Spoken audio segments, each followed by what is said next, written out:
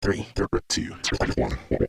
Yo, we got your back when you driving to work or driving home. If you on a plane or you at the gym or you home alone, all you gotta do to listen to the shows, turn on your phone. Two Ugly Nerds podcast, tell you what's going on. This is the podcast. Eric is ugly and would not judge anybody else. There's no other insult.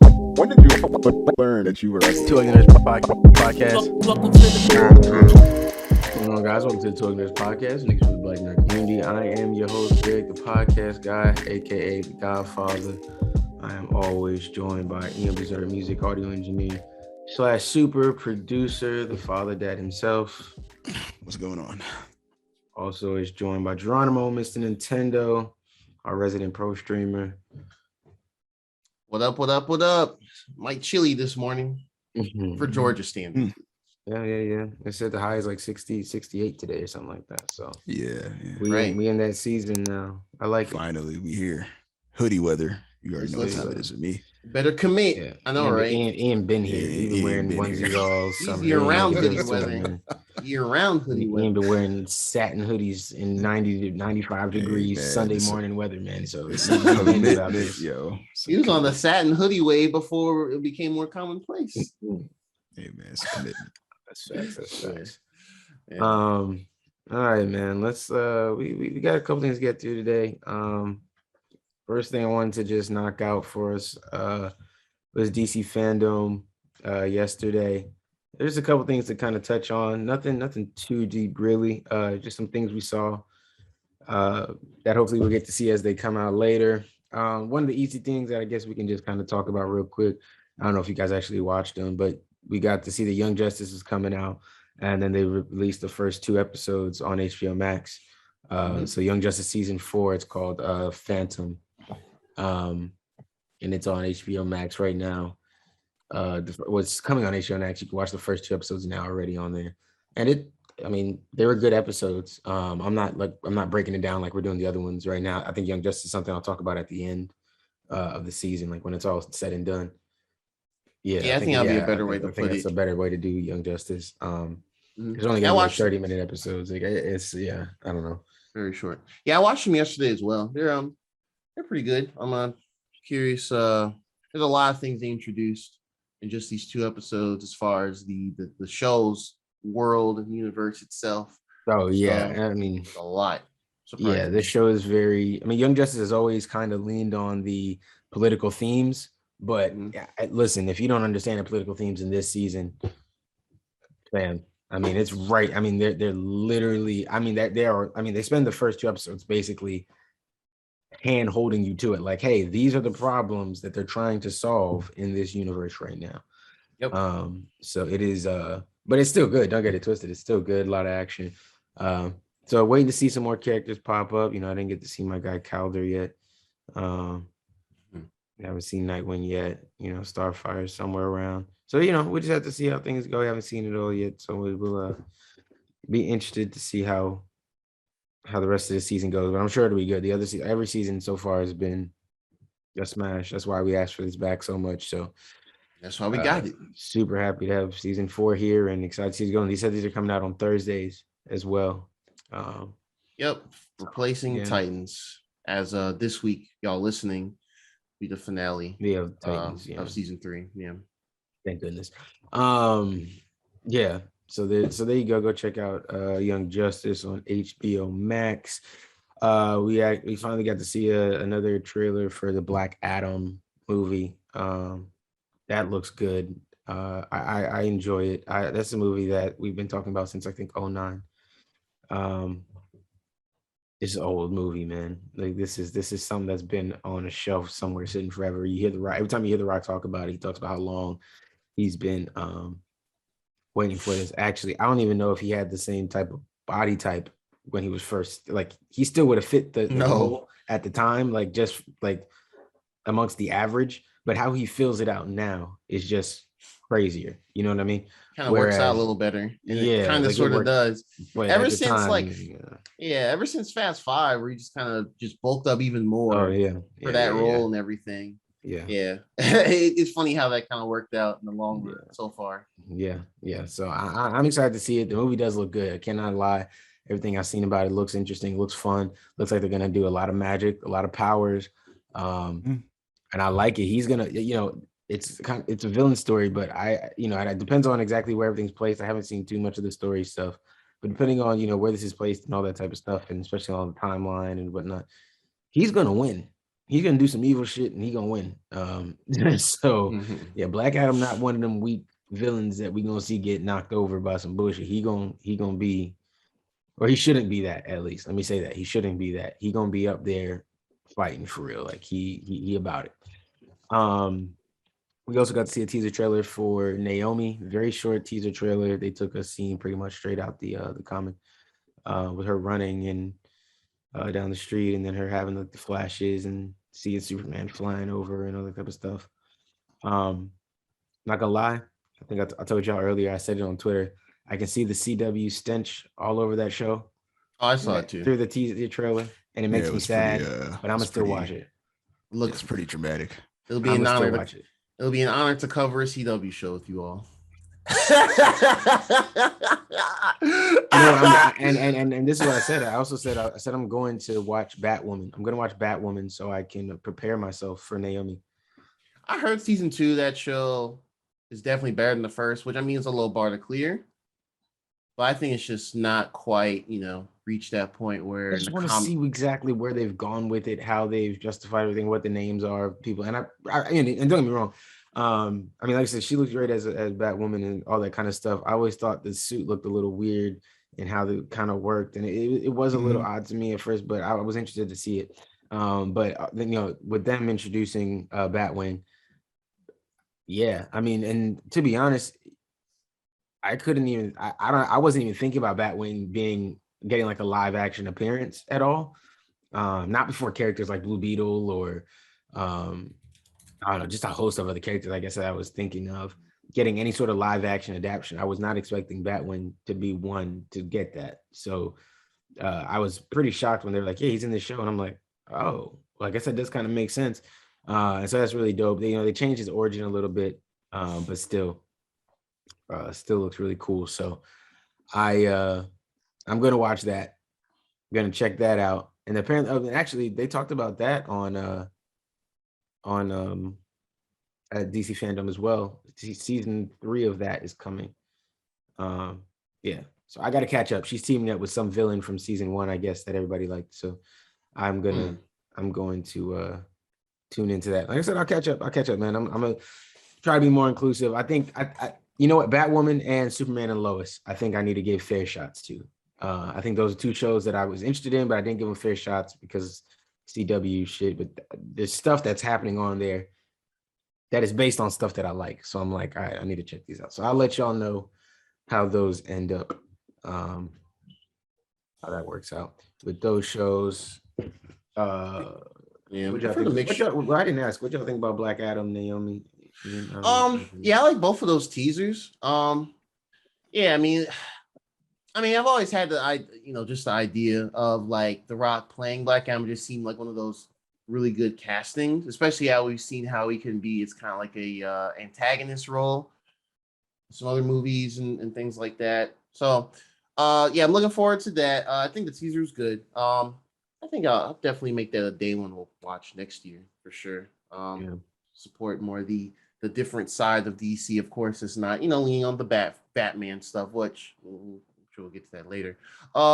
They showed teases of how like Dr. Fate and Hawkman and I forgot who the other person was. Their suit looks or whatever, just pictures. And they look pretty good too. So I do look forward to seeing how they will be portrayed in the movie. Yeah. So we'll probably see that in like the first true trailer next year. Dr. Fate. I'm really excited to see Dr. Fate in live action. Yeah, live action. That's gonna be Brosnan. Dope. Yeah, that's gonna be dope. I think people need to understand the difference too. I hope people aren't going, and especially people that don't know, DC magic is different than Marvel magic. Like it works differently, and so it's gonna be portrayed different. Like Dr. Fate is gonna be strong in different ways than like Doctor Strange is, right? Zatanna is strong in different ways than Doctor Strange is. So it's just they profess it in different ways. So it'll be really interesting to see how it works, and then obviously like in Dr. Fate, Black Adam, all that means that there's a slight chance of me getting to see one of my favorite DC villains of all time. Smaller villain, but Clarion. I love Clarion. I got a couple of his I didn't finish that collection because I'm terrible at finishing comic run collections, but I got a couple of his early comics. Some of the Clarion comics. Clarion is definitely one of my favorites. He's a really good villain. And so as they're building out this magic and these, you start talking about Dr. Fate and you start talking about the balance of magic in the DC world. Okay. Clarion is he's one of the Lords of Chaos. So that means he's around the corner somewhere as we start to play with magic and the balance of magic in the DC universe. So that will be interesting to see. Yeah, featuring the cat. Yeah. And his cat. After I Googled him, I think yeah, a lot of people remember him from the early Young Justice seasons. Mm-hmm. That's what I remember. If you guys remember that, there you go. I do actually. That was definitely one of the ones that brought him to, I think, more prominent outside of like how I know of him and stuff like that. Yeah, that's how I know of him. Yeah. So that should be good. So yeah, cool. Okay. 2 big trailers to talk. Okay, let me end on those 2 actually. Let's end on those 2. Those are big trailers. So we'll end on that. Suicide Squad CGI story trailer for the game. It's a story trailer. Oh, for the game, tripping. For the game. It didn't really do much for me because it did nothing. Yeah, it did nothing for me. It looked okay. The only thing I will say, the Suicide Squad was giving me very much Marvel's Avengers vibes. It was. The story trailer makes me feel like not as much. So I feel a little better about it. And it seems like, you're going to be able to play. The only thing is, I guess I'm not clear on if we're going to be able to play as all the different characters, or are they going to do that's the Guardians main of problem. the Galaxy thing to me.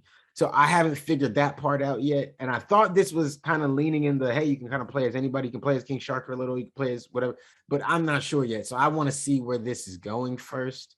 That's kind of been my thing. Like, I want to know. That's what's throwing me off about it. But other than that, I mean, it's the game that they've been telling us about for a year and a half now or whatever. Yeah, I think cautious optimism. I think is the way I'm gonna kind of sit for that. I'm not saying Rocksteady gonna it could be a bad game, but it's just been a while since we've seen them. Yeah. So we just have to get a better. I think once we get the full gameplay, once we have the full blowout, because they haven't really talked about this much outside of last year and this year's DC Fandome event. So yeah, I think once they start talking about outside of those, then we'll get a better picture of stuff. I will say the way they animated or the way they showed us the heroes, because obviously it's Kill the Justice League. So the way they kind of showed us some of them using their powers and fighting back and stuff like that, it looked kind of cool. It looked cool. It did. I like how Flash looks cool, but Flash looked cool. It looked good. I'm interested to see, where it all goes. I did think it was funny. He's like, "What? You thought you were gonna come here and save the day?" Yeah, that's very typical Flash. Yeah. I thought that was cool. Ian, you picking that up day one? That's your favorite game? No. You say that now, but when they show gameplay, it looks fire, and they slap $70. Yeah. I mean, we'll have no choice at that point. But no matter what for day one, I don't care cool. how good that shit look. All right, we shall see. I understand.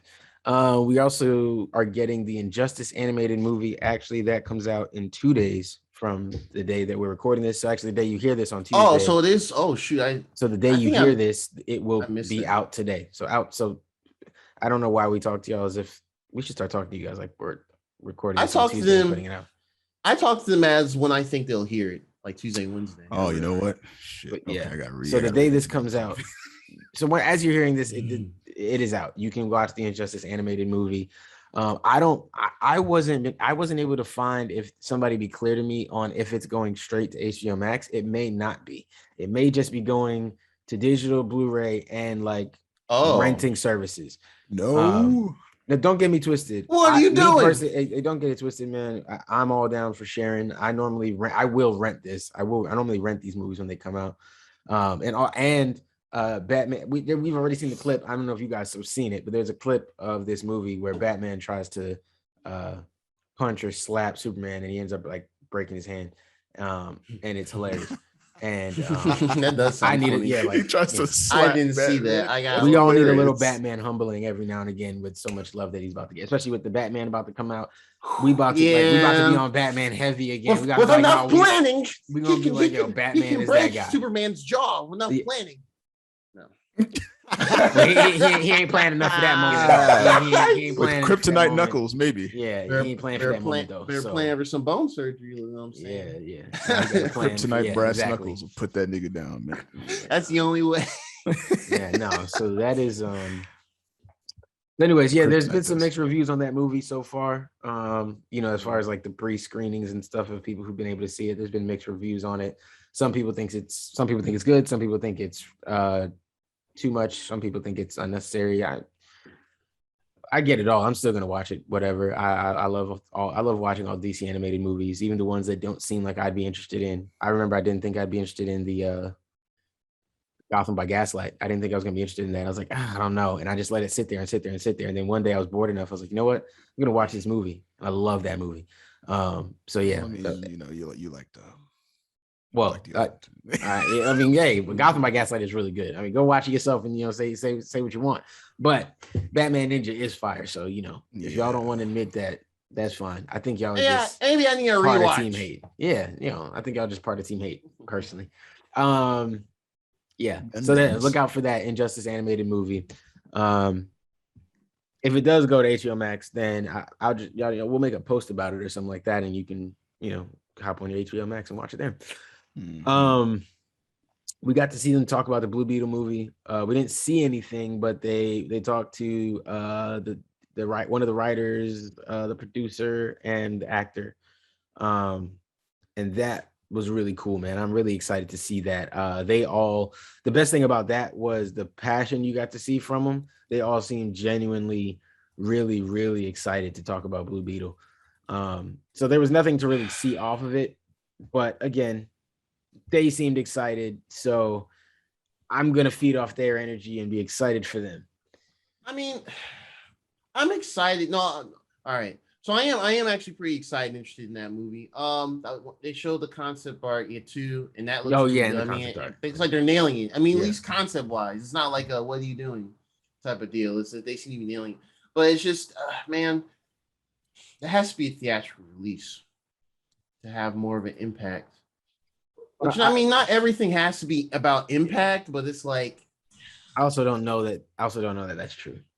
I think I get it. I think that's mostly down to people's sensitivity. I understand wanting the big Latino superhero to go to the big screen. I get that. Optics and stuff. I do get it. At the same time, DC keeps promoting a multiverse that really has no structure. It's just, hey, we made shit and it all ties together somewhere. We're not going to tell you how, don't look for it, but trust me, at any time, any of this shit could cross over. That's what DC does, because it's all a multiverse. And anytime they want to explain it, they say, oh, well, that's just its own universe away from this universe. And that's its own universe from that universe. But these two could cross over. And no, these two are in the same universe, but that one's different to here. Who cares, right? So it's DC. Understanding that and understanding the new age of streaming and stuff like that, you take that into consideration. I mean, obviously the pandemic wasn't, in place, I think, when they were originally talking about this and putting it on, streaming services and stuff like that. No, maybe it was. I might be getting my timeline mixed up. I do get that off. I kind of messes me up sometimes. But the point is, I can't doubt that everybody has streaming services now. Mm-hmm. Now, don't get me wrong. Yes, I know that every country is a little different and accessibility for everybody everywhere is a little different. I get it. It might be easier for some people if it was in a theater and things like that. But at the same time, we don't know how long this pandemic thing is going to keep going. We don't know how many more variants are going to keep going. We don't know if we're going to need to get booster shots, different vaccines. We don't know how this is going to progress and how this is going to shape our lives going forward. There are people who still don't feel comfortable going out, things like that. are we guaranteed that a theatrical release is going to mean more eyes are necessarily going to see it? I don't believe that. A theatrical release along with a streaming release, yes. And I think we've all been admitted to that. If you give us both options, we know the movies that we're going to go to the theaters and sit down in a theater and see. And we know the ones that we'd say, hey, I'm going to catch this at the house. We know that, whether it was a price on them or not. So I look at a show, they do something like Blue Beetle, they put it on streaming services. People can, even if I don't have it, I can share my login with 5 people. I can invite people over to my house. We can all watch it. I think it can get the same level of exposure and hype. And if the series is good, because I see this thing of like the exposure, it's not gonna be big exposure. But Mandalorian, what no one knew what Mandalorians were, and then Mandalorians were the biggest thing in the world. I'd say I'm being exaggerating when I'm saying the world, but they were the biggest thing in the country on social media. The world. Mandalorians were huge. Everybody's talking about Mandalorian week to week. People are Star Wars fan. People that hate Star Wars are now Star Wars fan because the series was that good. We're about to get the Mandalorian season again. And we're getting another season. So what my thing is, I find it hard to believe that if they make this Blue Beetle series that good, right?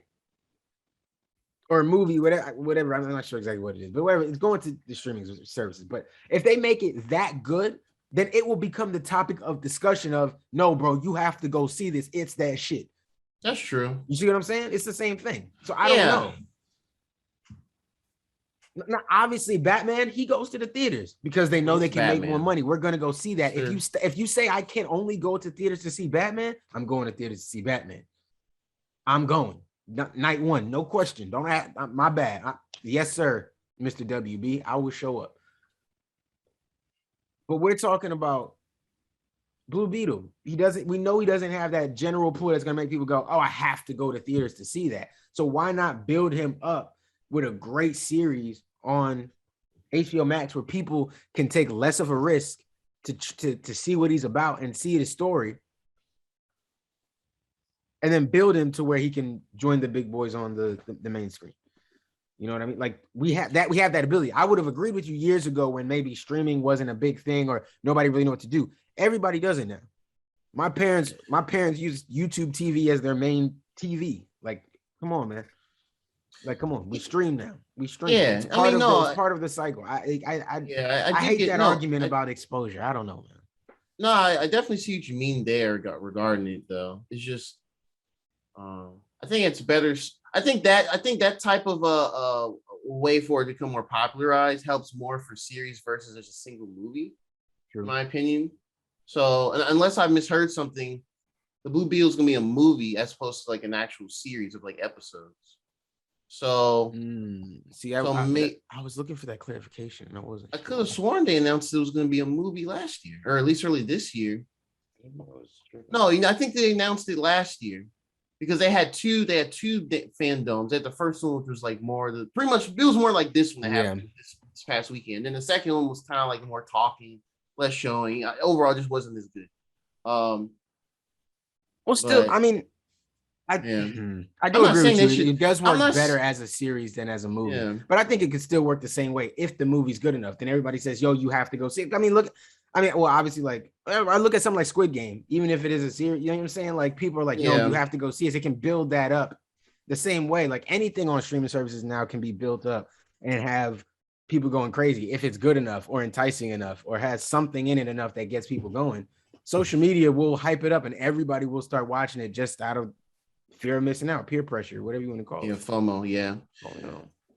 So I don't know that it's so bad to go to streaming services instead of going to theaters, because there are those movies as well that people go put in theaters and we look at it and go, bro, I'm never going to theaters to see that. I might see that if it's free. I might catch that on a Redbox and give them $1 and see it. I might see that if somebody else was paying for a ticket, if I want a ticket with my Wendy's meal or something, but I wouldn't pay $15 I wouldn't take my time out to go see that movie specifically.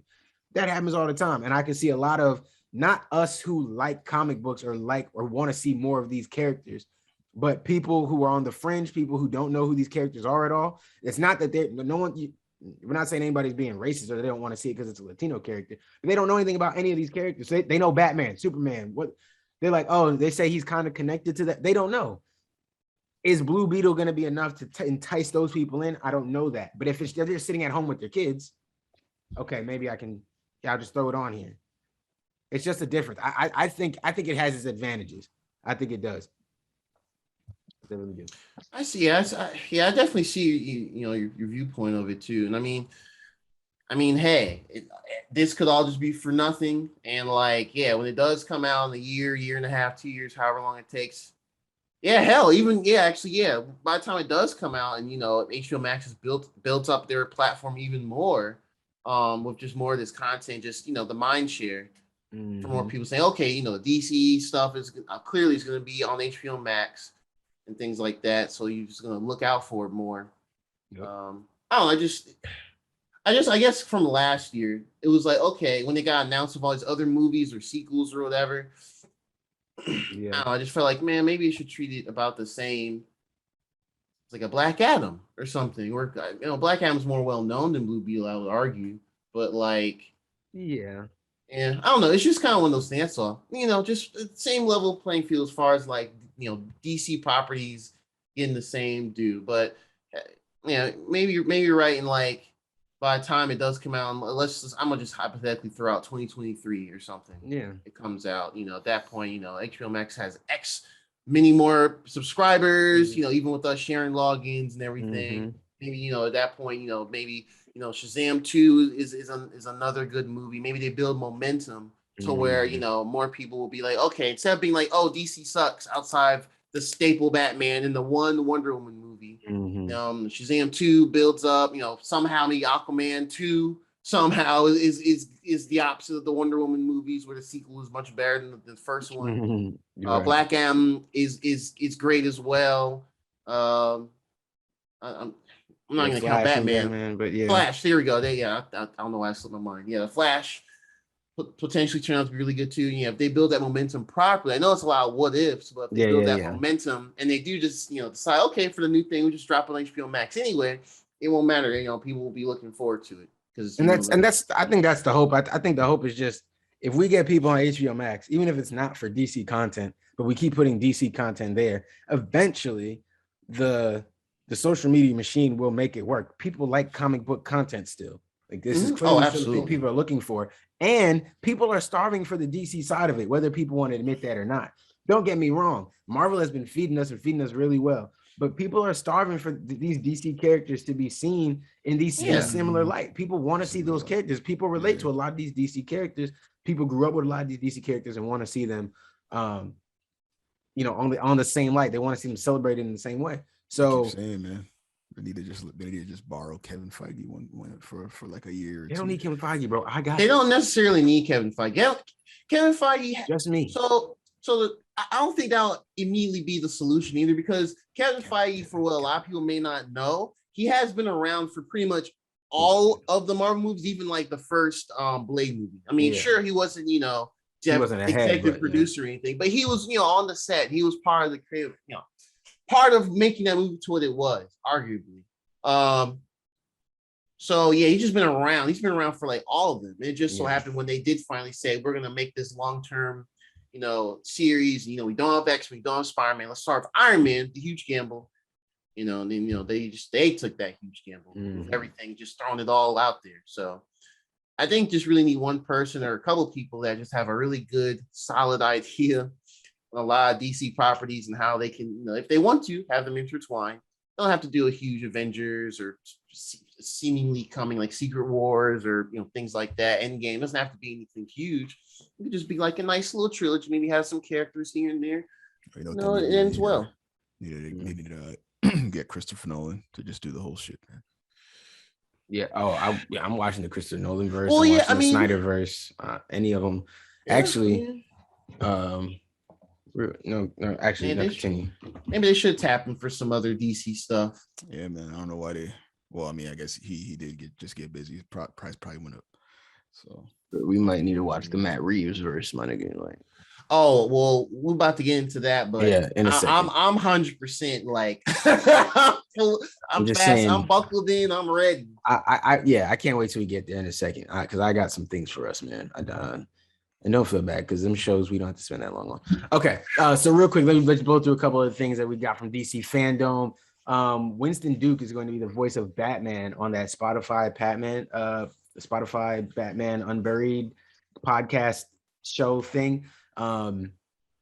So I'm gonna watch it. I'm gonna listen to it now just for Winston Duke. Why not? Winston Duke voicing Batman. I don't know how it's gonna work or what the plan is, but Winston Duke voicing Batman, I'm in for it. So I'm down to listen to that. I'm gonna listen to that. I don't know exactly when it comes out, but I will be following along for that to see when that comes out, and we'll talk about it again whenever that comes out.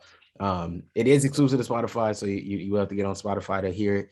I don't know. I don't know if that means you have to pay or you should be able to listen to it with the free version, but you can listen to pod. Yes, that's I think that's what it'll happen, right? Yeah. So you might just get ads without paying for it. Okay, yeah. Okay, yeah. So it's not like it's behind a paywall with Spotify. It's just if you want to listen to it without ads and shit, you might have to pay for that.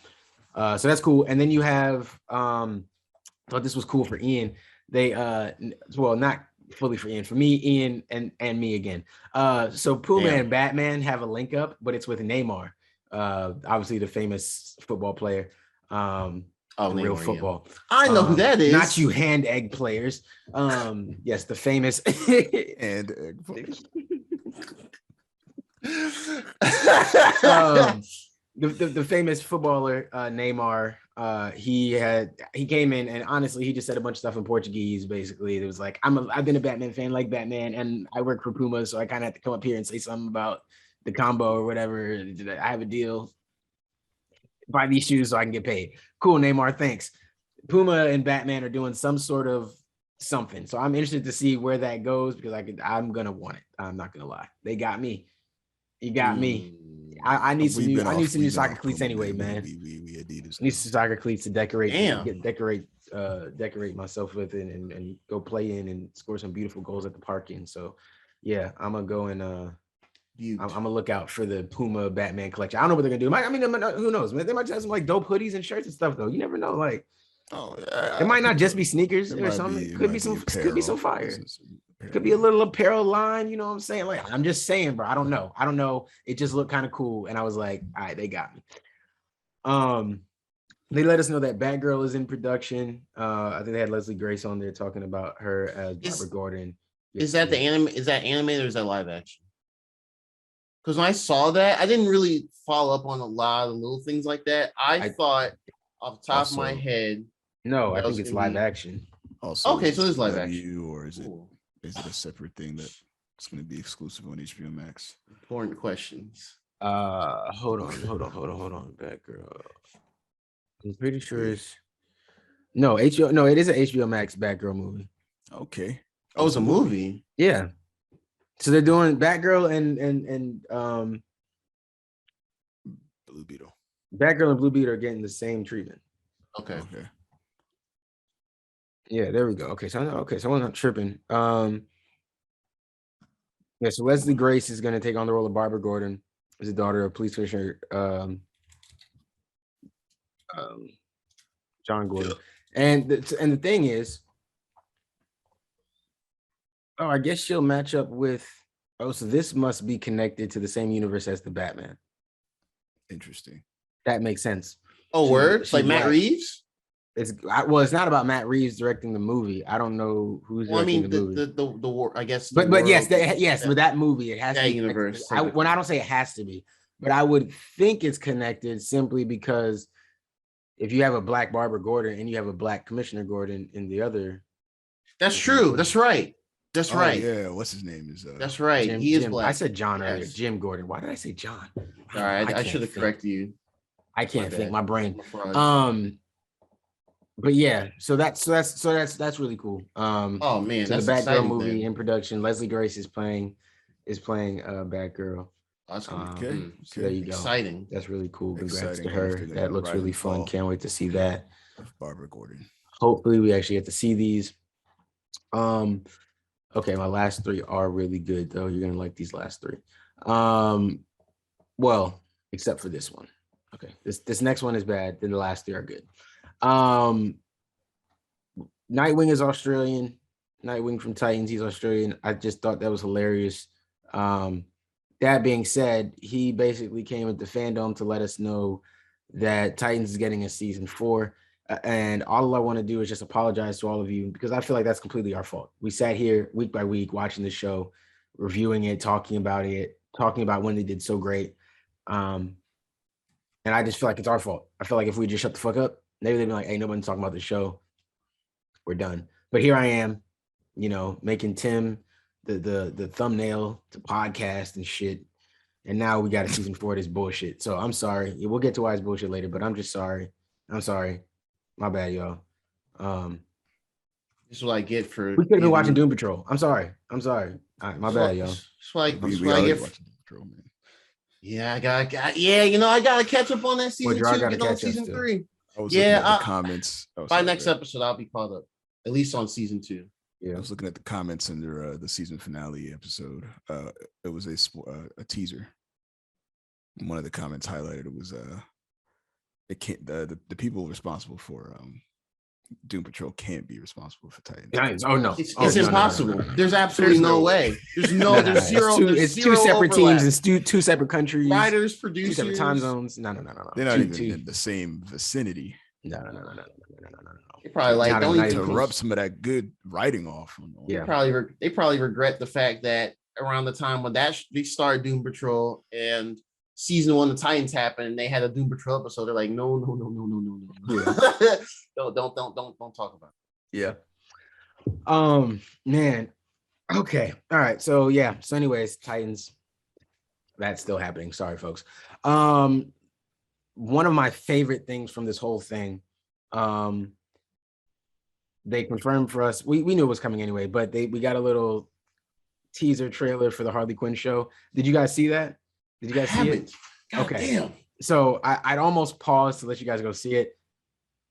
It is great. It's great though. It is great. And so what I like, so just a suggestion to people in the future going with these DC Fandome, they're really good. And if you have the time to like sit down and really watch it all out, then go for that. Like sit down and do that. If you have that time in your day when they do them and you can do it, that is great. That's amazing. Me personally, I don't typically have that time anymore, especially right now with everything I have going on.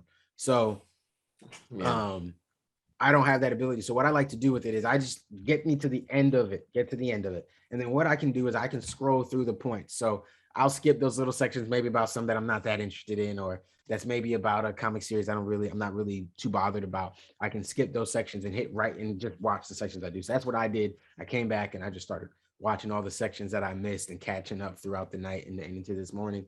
And so that's how I caught the Harley Quinn. It was kind of towards the end of the Fandome. Her and King Shark, obviously the animated characters, they kind of came out and they did a whole like intro thing for it. It was really cool. You guys go watch that. It's really great. And then we got to see them actually announce it. The trailer is really cool because what they did was like, oh yeah, HBO Max, like send the trailer that we uploaded and we've been working on. And it's really just like kind of stick figure drawings.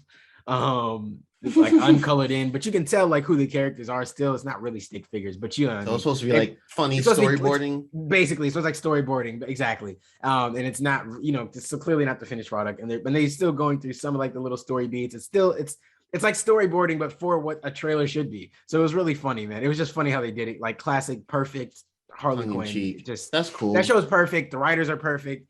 They have done nothing wrong, and they still would have done no wrong. And I think they're just going to continue to do that. That show is perfect. Don't change anything. Just keep doing everything they're doing. Whatever they want to do, let them do it. It's perfect. Perfect. They nailed it. So yeah, if you guys get to see that, you guys can see it. But I know how you guys feel about the show anyway. We all talked about, we loved it. It was nothing. We love that show. We want to see it come back. We know it's coming back anyway, but see the trailer is cool. We love it. Go watch Harley Quinn, HBO Max, and you'll be able to see season 3 coming. They didn't say when. They said sometime 2022. So sometime next year we'll get it. Go watch this. It's amazing. Harley Quinn. They smoked that. Okay. Second to last, but not second to least. The Flash trailer. Okay. I'm still excited for the movie. How do y'all like Flash's outfit in this so far? It looks good to me. It looks all right. I think it looks all right. I think it looks good. Yeah. I mean, I think it was a little bar from the Snyder one, but that too, in my opinion. But yeah, I dug it. An interesting vibe. They had in Michael Keaton narrating. They showed the outline of his suit, and I was like, yeah. I hate you, but I know what you're doing. Yep. And then he was pulling we've all seen the Batmobile because we saw the set leaks, probably, I'm sure. But yes, yeah. That's what he's obviously pulling off when he's pulling that sheet at the end of the trailer. He's pulling off that felt meta. The Batmobile. That last part felt really meta, where when it was like the Flash, and it was like him. You could hear Ezra and like in the back, like, oh man, I was like, that sounds like us. Yeah. Like they show the next trailer. They show the next 3 seconds. And Yeah. They show what it looks like. And it's like, there it is. Fact, I've seen this before, but I'm seeing it again still now. Now I'm seeing it in 4K beautifulness. Yeah. I think it hit all the right notes of getting excited. It actually, I completely forgot for some reason that the Supergirl was gonna be in it. I completely forgot they cast her from the movie earlier this year. Yep. And the actress they chose and everything. I didn't know they're gonna have 2. I mean, I guess they have to have 2 Flash in there, right, for Flashpoint stuff. But I didn't kind of forgot that. I was kind of like, oh yeah, I guess they just gonna show that because Flashpoint stuff. But very interested to see how they're gonna do this all in live action. Fix the DCU and that movie. Phil. Do you think they will though? Ian? Do you think they will? So much. Well, here's my thing. Ezra Miller seems to be a real fan of the source material. He's invested now, it seems, or I think he's been invested, and he seems to be a real good. What's the word? Proponent of the fans. So I'm gonna trust that he knows what fans are looking for. He's reading the commentary online. He's seeing out there what people are looking for. Not to say that he can just freely do whatever it is that any fan random theory is saying, but just take into consideration what we're looking for from these movies and what we're looking for from a universe with these shared characters connected. Because we're still very insulted by the fact that everywhere we turn, DC keeps throwing multiverse in our face, and no multiverse actually exists. So this could be the key. So this could be the start of it here. If they do this right, do this well, let's hope. Let us hope. And speaking of multiverses, we end on the big boy. This is the big boy. This is the hammer. I'm gonna lead with love and end with my critique. Lead with love, end with my critique. So let's all love it first. Then any critiques you have, let them out at the end. The Batman. We got to see a new trailer for it. Mm-hmm. It looks fucking amazing. This looks really like updated Christopher Nolan to me. Yeah, this looks like if Christopher Nolan was to take another take on it now. I know it's Matt Reeves, and respect to Matt Reeves, he's doing a great job. Matt Reeves looks like he come from the school of Christopher Nolan. Hey man, he studied the notes I don't know if he online. What? He do like cut from the same cloth. This, bruh, listen. The tone is perfect, in my opinion. Yeah. And look, bruh. I'm coming from the guy who, when they said Robert Pattinson is Batman, I was like, fam, y'all got us fucked up. I'm done with this. I hate y'all. Why would you do this? But I did backtrack slowly over time. Backtrack, like, all right, hold on. I can kind of see it. Maybe I can, and then remember, actually, funny enough, y'all are making fun of me, but it was one of those animated movies where I was like, okay, I saw this animated movie and I saw them stylize Bruce in this way. And I was like, I can see Robert Pattinson being a good Bruce. I just don't know that I could believe it was him in the suit. I can believe it's him in the suit now. I believe it. Right. It's him in that suit. And he all right. Yeah. He that guy. Yeah. He's scrapping. I'm with it. I'm with it. I'm all in. It looks great. The visionary, the tone. Selena Kyle. Oh, come on. Yeah. Come on. Well, what are we talking about? Like, we already know what time it We is. don't have to mention. It's been a foregone conclusion that she was gonna kill that role. That she was gonna smoke that role by just walking into it. Yeah. Just walking into it. So I'm looking at all these things now, and I'm like, bam, Draw. You had a bold take. I'm gonna keep making that take. And honestly, I'm gonna piss off all the. I'm not gonna lie. Draw. when you first posted that before, because I hadn't seen the trailer yet, actually, because I was still out and about handling shit. I hadn't seen the trailer yet. When you first posted that, you almost had to see me. I was gonna come handle your stuff, and we was going to have to fight. I knew. I was like, see, Chef's quiet on Saturday afternoon. I'm about to throw this out there. And I'm gonna go Like, Gerard, go we just out gonna have to and look at scrap, my bro. phone Like, later. it's okay. But I said, you know what? Let me see what he's saying, because I know he's saying this just to round niggas up. So one of the two, either the trailer. Well, no, I knew it no, was gonna no, not that you round meant people up. it, but also to Yeah. round people up. Oh, of course, yeah. Yeah.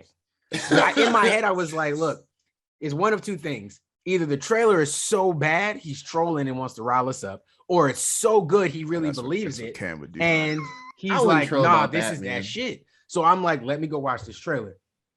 Yeah. And here's the thing. I liked what I'd seen up till now. I did. I liked everything I'd seen. But this trailer really like drove it home for me. Like, for real. I can feel the Batman, bro. I can just like, and I know that's weird, Yeah. bro, but like when you're a Batman fan, you know when you can feel some good, like Batman about to do some Batman shit. Like, you know he about to be in his bag. You just know like he gonna figure it out on the fly.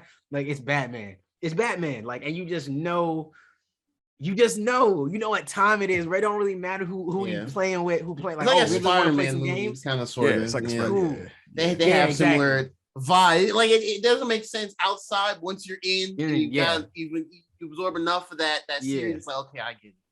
Exactly. So yeah, man, I am excited. I am excited. Love the way they ended it, man. That trailer. Yeah, it was really. Oh yeah. I have it up on the side here. I just to look at it again. Yeah, I had it. Yeah, he drove through the fire, and old buddy was like, "Oh, I got that." Yo, bitch. I can't believe that I Yeah. can't believe that I might have to admit Robert Pattinson has potential to be my favorite Batman. Can't believe I was gonna say that.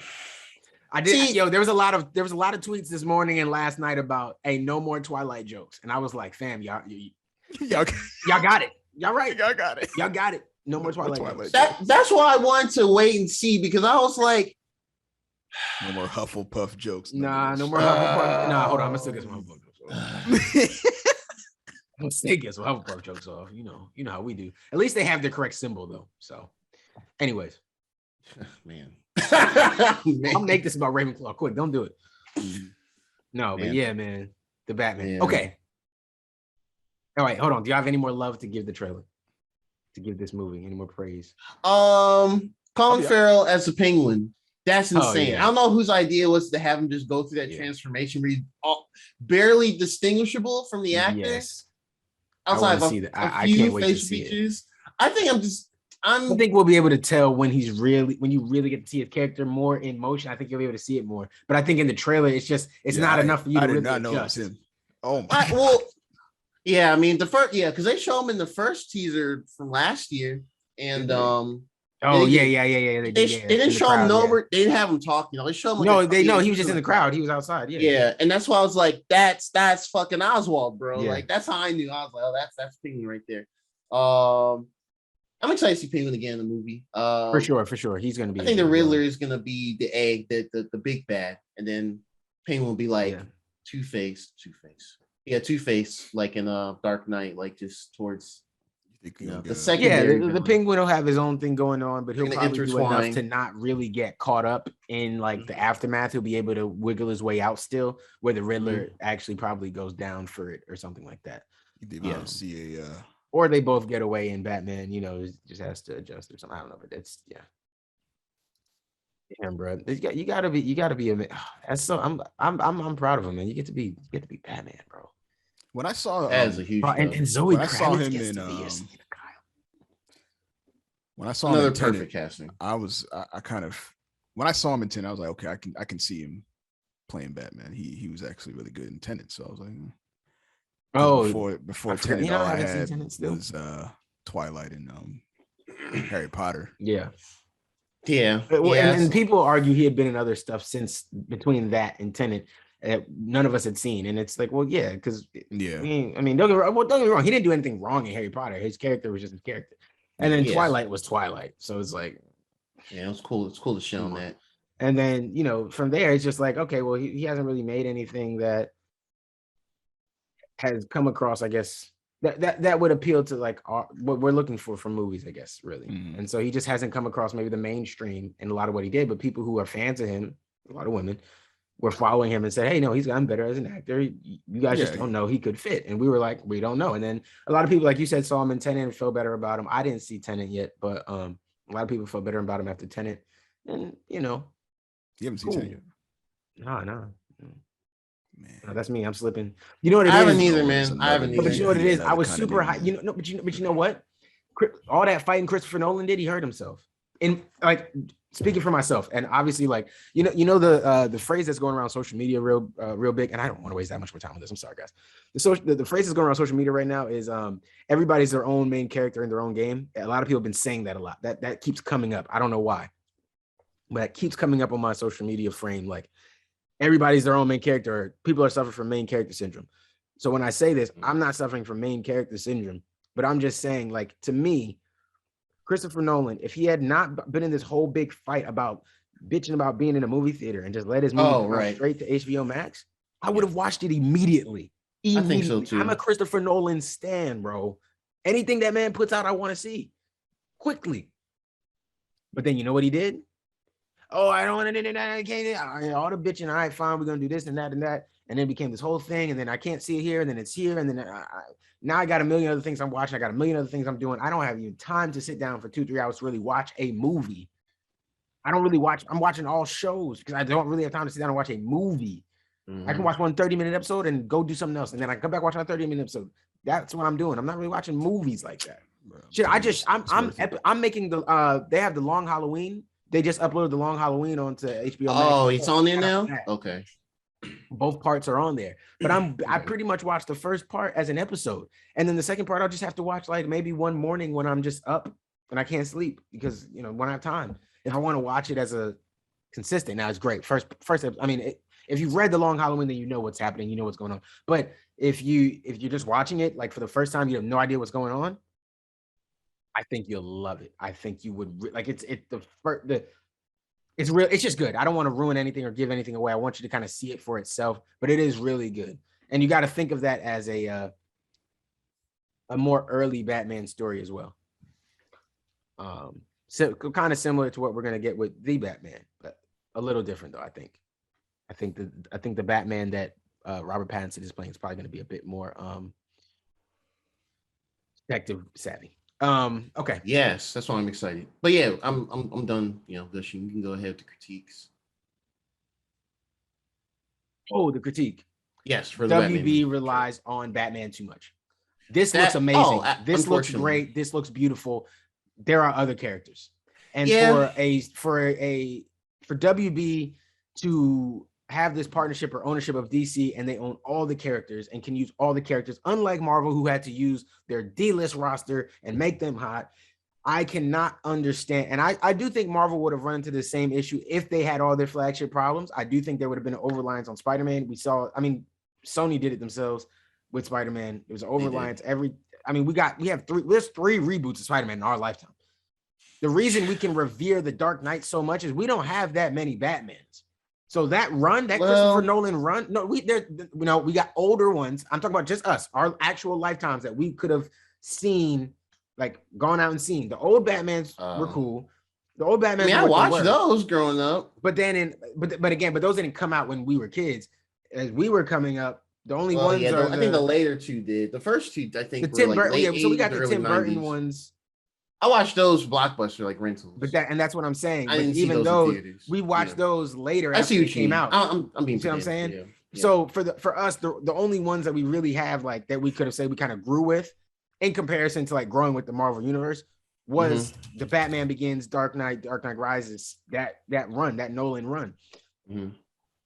You know what I'm saying? Like, I don't know, man. It's just look, Batman's great. We love Batman. I love him. This is probably going to be great. It's probably going to make me want to watch 2 to 3 more of these. I would love, and if it's good enough, I got no problem with Robert Pattinson being the Batman in live action or whatever. No problem with that. Him taking over from Ben Affleck. I think that's actually a good look. He's a bit younger, so he can portray for longer. I think it'd be great, right? Not knocking it. Bring Henry Cavill back as Superman, please. Yes. Yeah, they should. Yeah. Yeah, I don't even know if there's trust me, this is the world. There's another guy out there who's probably perfect for Superman too. But is he Henry Cavill and is he a trained actor and everything? I don't know. Henry Cavill is, so go get that man and let him play Superman again. That being said, WB just needs to focus on something else. And Gerald told me this a long time ago. WB doesn't know how to do anything but Batman. They're always, and you see it. Titans is a Batman show. Even Titans, everything's even the only show Flash. that's not a Batman show is Doom Patrol. Why is Batman in the Flash movie? Oh, well, that's nostalgia. Because he's going through time and we can go see old Batman's. Because Batman. Easy nostalgia. Because Flash can't sell himself. So Batman. Yeah. Which isn't true. Flash can definitely sell himself. Yeah, definitely I'm just saying what WB thinks. I think they undersell. I think they undersell the main DC characters. Yeah. I think it also just helps with the hype of kind of building Flash back up in maybe the mainstream public. I think people know about Flash. They know he's a major character. I think people know who he is. If you ask most people, like, oh, you know who the Flash is, they would know the character.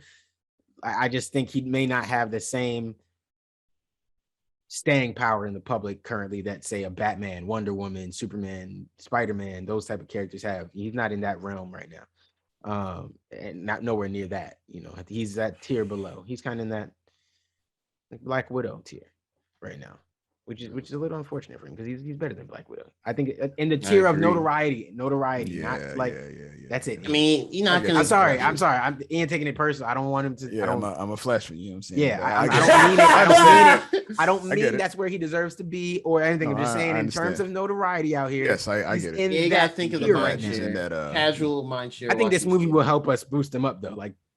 Like he can time travel. It needs to. Yeah. He can time travel. Flash can do a lot of cool shit, man. I think this will really boost him up. And if Ezra Miller kills it, I think it'll really help. So interested for that, man. So yeah, that was most of DC Fandome. I think we covered just about everything that we kind of found interesting. There were some other little things here or there.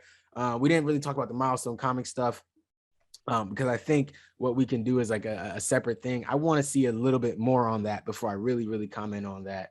And I think that's actually a deeper conversation. So maybe it's even something we got to do a short on.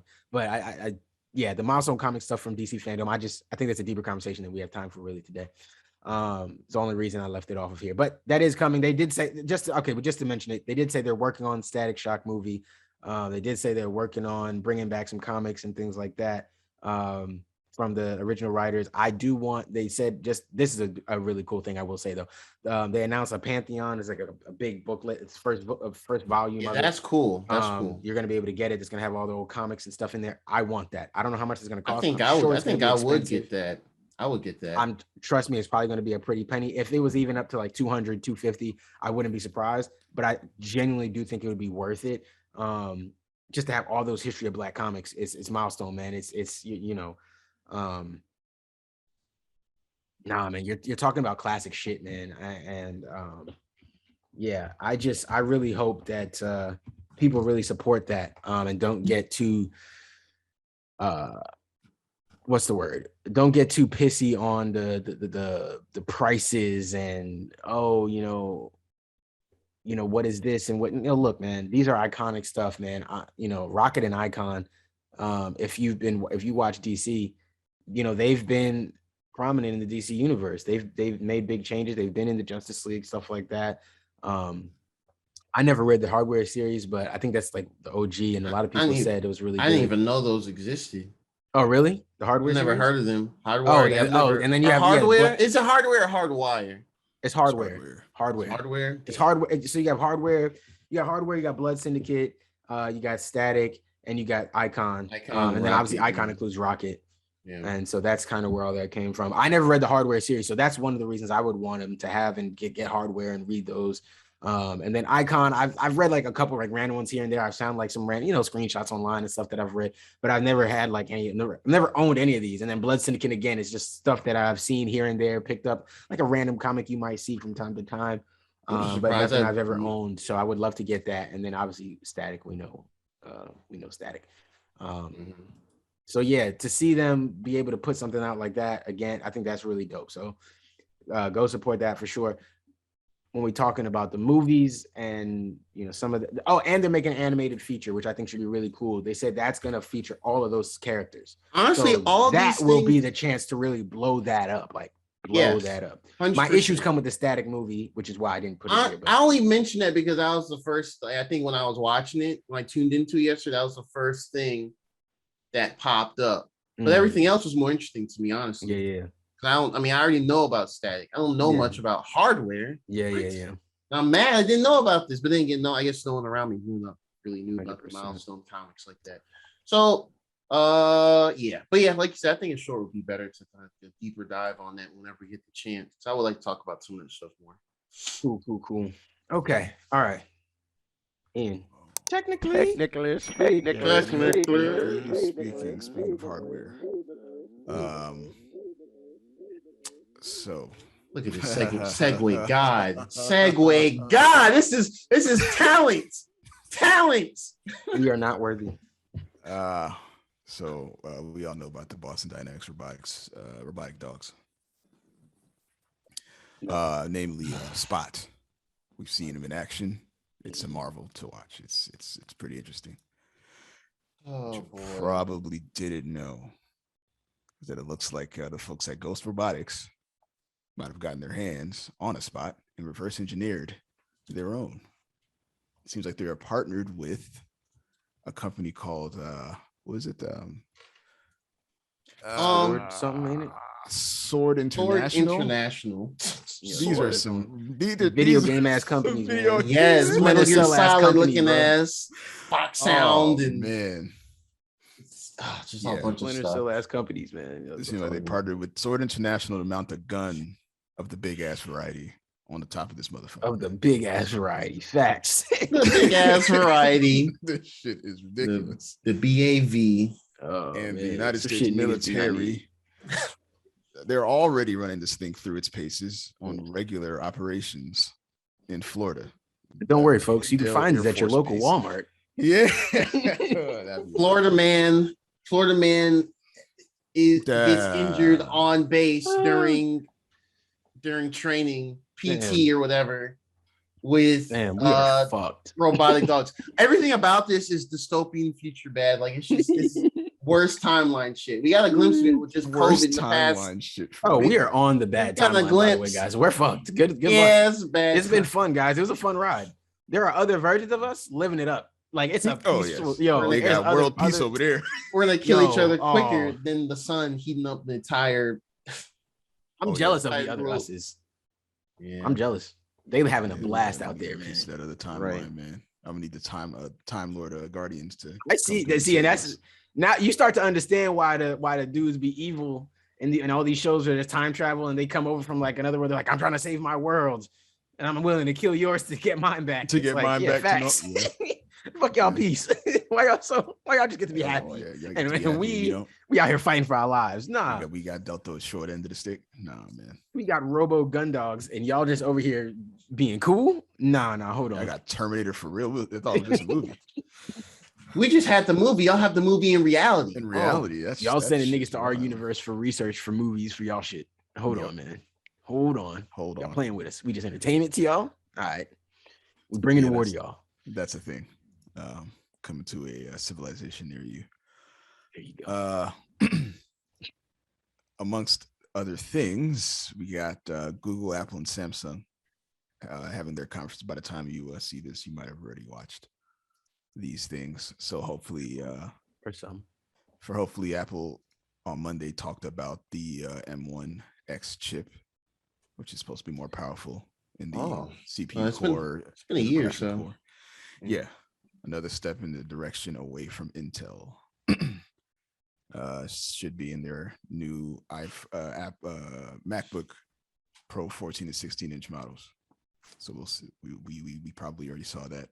We may have already seen Google's announcements of Android 12 on Tuesday. I will say they've been on my Pixel 4. They've been slowly sliding in some visual changes. Like they changed the font sometime this week. It's a little rounder. I think yeah. I mean, it's not the first time it's happened. I just noticed it, and I think more material design. There was something else I was looking at that got some slight alteration. Something texting. But yeah, they're getting ready. Android 12 is imminent, or at least the main release has been out Yeah. The build's been out for a while now. But yeah, I just want to see Pixel Watch just utter. Just say that's tired one of rumors. What's considered an unlikely rumor. But we'll see if Yeah, it actually comes through. I'm Clinging interested to on see to how a that hope. works and looks, man. I really want to. Yeah. I really want you to get it so you can tell us Pixel Watch. what it's Yeah. like. Yeah, that's I and if want to they know, don't, then like, I will how are they concede. competing? I'm seeing the I will- mock-ups. They look clean. Yeah, exactly. They're mock-ups. That's the problem. Mock-ups is Yeah. what we ideally want. Yeah. And it's not even just because of visually. I just want them to fully support a watch for their phones and stuff. But if they don't show it this time, I will concede and I will look into getting some other smartwatch for fitness needs. Yeah, come on, bro. Just get an Apple Watch. It's all right, bro. For an Android? Yeah, bro. To connect, you be all right. Yeah, but not it won't. That's a waste. Somehow just get a whole iPhone. Bluetooth it, bro. You be all right, bro. Yeah, I mean, who's saying no? I mean, who's I'm not saying it can't be done. I'm just saying, why should I do that? That doesn't make sense. Then we can have a blue bubble to nerds chat. No. I ain't that. No, just Photoshop. Just Photoshop. Just Photoshop. Make it that dress. The colors look all weird. Others green for others. I don't know. This nigga, man. But yeah, the phones are no any of these. Pretty much just about everything about the phones, except for just the full OS 6 demo is out. Yeah, the pricing is out. The specs are out. We got press pictures that leaked to how it looks like day to day, quote unquote. We're gonna see our, all our the usual tech tubers will be like, so I've had this for 2 weeks, and they'll have their embargo. Shout out to you, man. Yeah, man. He already has. And he does. You might have also seen the Pixel Pass program. Oh, you know what? Yeah, I've actually it's like iPhone forever. Kind of. It also comes with YouTube Premium and YouTube Music. Something called Play Pass. They've had that for a while. It's basically like it's their poor attempt of I think Apple Arcade kind of sort of has Apple a pass Arcade. type thing. Yeah. Or they do have like, I think so. I could be misspeaking now. I don't know. Yeah, I don't play Apple Arcade. It's like Apple Arcade, except Google does it. And it's okay, guys. It's like you can just get like X amount of mobile games and mobile games that you never actually want to play. Right. I mean, I don't know. That's what Apple Arcade is. It's a bunch of games that unless you don't play games. I mean, it's got a couple of things, but that's them. the thing. A couple of things. It's not going to make people run out and get like a Apple TV. Never. And all that. No, not at all. Never. I'm telling you, I don't even think you got a couple, bro. I mean, there's regular games in the store. I'm like, yo, this is fire. Why ain't this on Apple Arcade? Y'all there's tripping. this one RPG called Fantasian. Fantasian. Yeah, it's got good ratings. All right, Dra. If I play this shit in its ass, I'm coming. I mean, it's right an RPG, here. so I haven't played it, but just from things I've seen on social media, this is actually good. I better be on a magical adventure, Dra. Use your imagination, bro.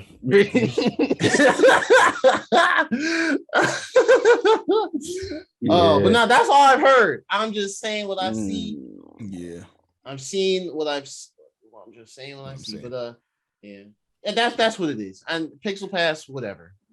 Maybe it'll sound better when they detail it. Yeah, on Tuesday. Google Fi Mobile, Pixel phone financing and protection for one monthly fee. All that bundled in.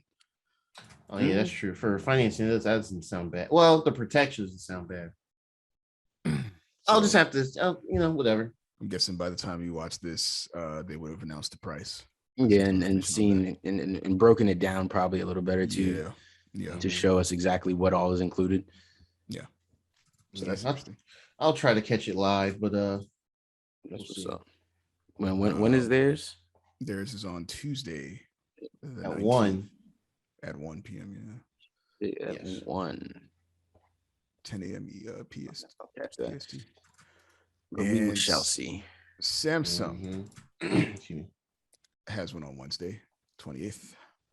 There's not a lot of rumors floating around about this one, but it seems like it might be a customization options for their existing lineup. Maybe an announcement of a lower tier version of their flagship phones. Maybe we might get an affordable foldable. I don't know. But Yeah, that's all happening next week. So tune in and we will talk about it again. Absolutely. On Saturday. Absolutely. Whenever we record. But yeah, Cool. that is your technically speaking. Cool. It is time for console tea, but I was gonna go make more tea, but we don't have time anymore. So pothead. You see, returning my pothead mug. Pothead I mug, had there we tea. go. I had There's tea a little earlier. tea I left don't in there. know.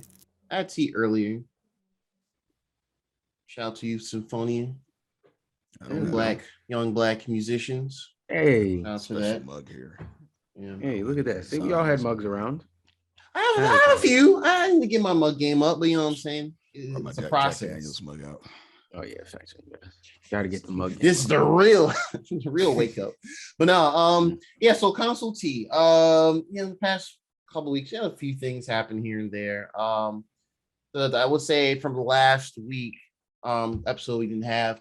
Rockstar finally came out and officially announced the GTA Trilogy Definitive Edition, which will include Grand Theft Auto 3, Grand Theft Auto Vice City, and Grand Theft Auto San Andreas. Is coming out on all platforms, next gen, last gen, Nintendo Switch, PC. I think it's going to be PC via the Rockstar launcher, the thing no one wants to remember because it sucks. And nothing else has been said about it since then. So despite a lot of rumors making it a bit of a worst kept secret this year, I guess Rockstar is just going to drip feed information about it. We haven't seen the trailer, pictures of it yet, but from some stuff that's actually leaked this week regarding PC specs or assumed PC specs, it might be either it's going to be a more of a visual overhaul than we expect or I'm expecting, or it's going to be weirdly optimized and it's going to run heavy. Because I'm not going to go through all the nitty gritty of the specs, but they're comparable. The recommended are comparable to like what GTA 5 on PC is. And they recommend 16 gigs of RAM. Yeah. Why? Wow. Recommended? So 16 gigs of RAM. Yeah. The only other things known about the games is that they're not going to run off that old ass engine from the PS2 days. It's going to be run on Unreal Engine 4. And then some have mentioned that, or some details have mentioned that the controls would be more akin to GTA 5, which is great because GTA 5 is like the best controlling game of all time, but it's like it's fine. I'll say that's fine. But it's soon as coming out in November sometime. I think late November, before Thanksgiving, Black Friday, and then a physical follow up in like December or something like that. More than likely they're gonna be full price, $60 across the board for 3 games, which they're kind of all legendary games, so I think that's okay. But that's really it right now. I just want to put that out there because they're go-to games. GTA 3 changed the game. The one concern I do have about them though, thinking about it, I don't know if they're gonna have all the songs for the radios. Yeah, due to like maybe licensing. Yeah, so I don't know about that. You might have to. They could have, got more licensing or something. They could have. They could have redone the deals or whatever. They could have. There's a lot of things they could have done to bring back that exact authenticity. But I'm gonna guess with the remastering and stuff like that, maybe they want to update it a little bit. Still give you some of that old feel, but we'll update it a bit, maybe with some original music or with newer music that we can get better deals on. Because a place like GTA, that's the perfect place for like. If I was GTA, I would look for young artists that don't really have like, say, the biggest following. Like, yeah, you might want to mix in with a more popular song here or there. But if you just have a bunch of artists that have a certain sound, like don't worry about the artist, just look for a sound and populate the radio with certain sounds. Like, oh, this is this radio station, so it's gonna have artists that sound like this, and we put artists in here. People are gonna be listening to the GTA. I'd listen to the GTA and be like, oh, what is this? I want to listen. But when I go in GTA and I just hear songs, a lot of times I'm like, oh, I know what that is, or I've heard that before. I don't like this, or I just don't like this genre of music, which is cool because I can just change. But then when I go to hip hop station, I'm like, oh, I know this. So there's no discovery at all, really, for me. True. Yeah. At least not normally. Every now and again, there's like that one track. You're like, oh, I never heard that before. But for the most part, So it'd be cool if they did something more like that to get around, like, some of the licensing things that they have to go through. Obviously they would, I would hope they'd still treat like the artists correctly and give them either like percentage splits or, something Yeah, like for that. 100%.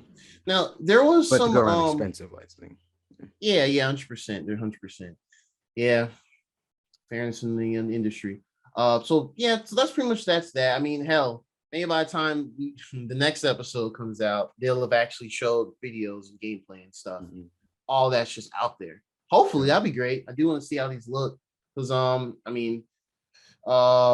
think it's a big deal that they are releasing them on Switch because Nintendo has never gotten any of the mainline GTAs. I guess just for various reasons over the years. They've had that DS game, Chinatown Wars, but that's it really. So I think that'd be cool to have them on a portable. I don't know if I'll give them day one, but it'll be an eventual scoop, I would say.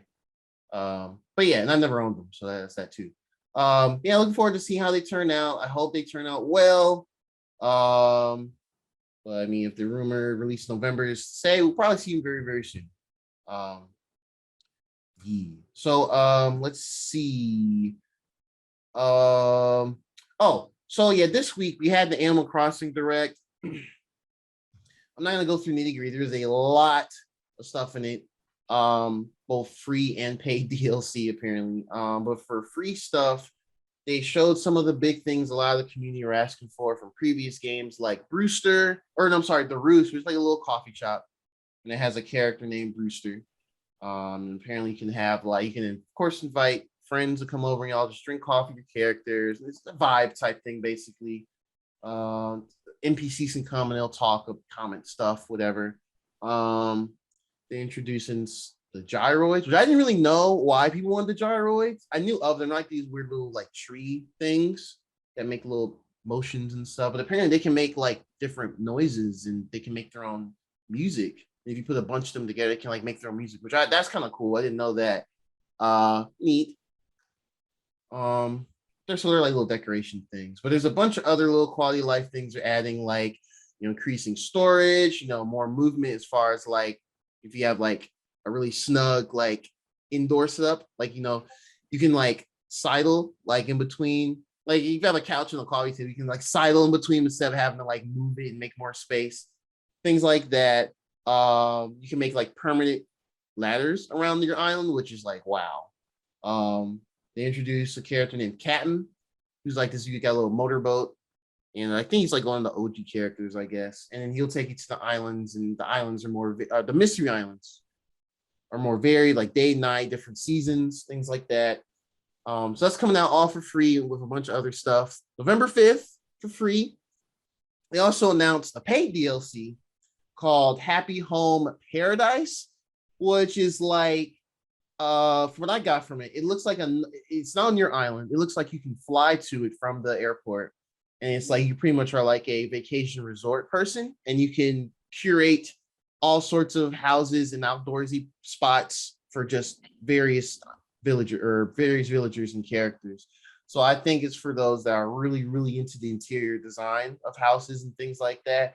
Probably can go ham, and it looked pretty robust. A lot of different features of stuff like like you can put like I don't know, different beams in the houses and stuff. What do they call them? Partitions, different wallpapers per wall, and this and the other theming, the whole 9 yards.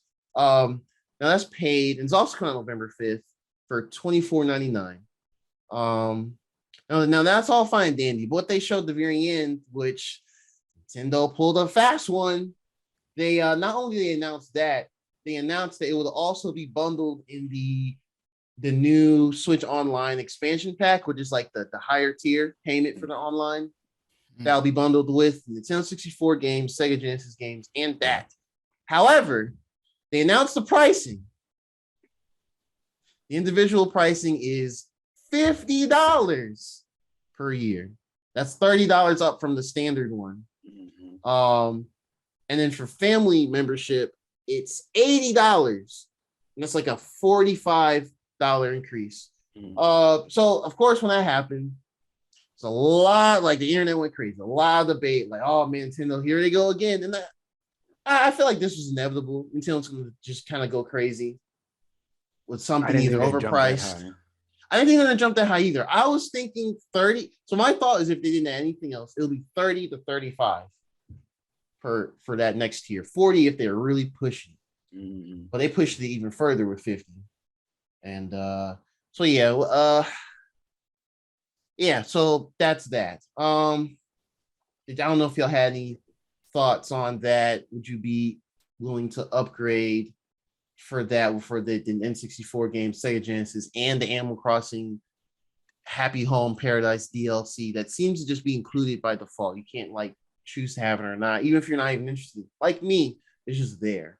So the only question I'd have is, can you buy the Animal Crossing DLC separate from the Nintendo Switch Online expansion pass? Yes, you can. But you can't buy the expansion pass separate from the Animal Crossing DLC. Right. And that's kind of part of the problem. So, and I know why they did this. My hot take, you probably saw my tweet about it, Derek. My hot take on it was, one, too many people bought Animal Crossing, like me. So Nintendo saw, and I had to look up the numbers. So based off, as of I think September 30th, Switch sold like 89 million. Let's put it like that. It's 89 million. Clearly it's over that now, because we're in October. But Animal Crossing sold like 34 million. So that's like well over a third. Mm-hmm. That's a lot of people. So I'm sure someone over at Nintendo was like, if we introduce this new tier, maybe we should bundle the Animal Crossing because it sold way more than we probably imagined thanks to the pandemic. But you can get it without getting that tier though.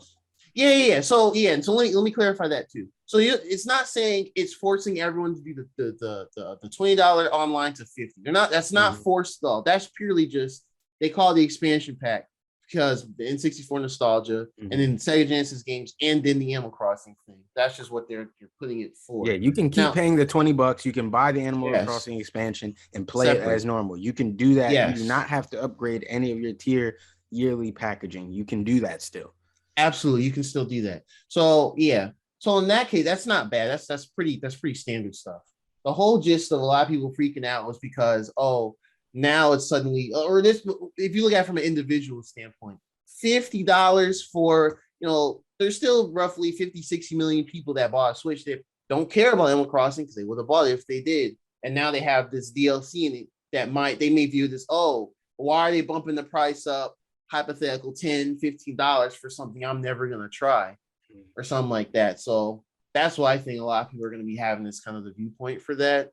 I think the pushback to that is, I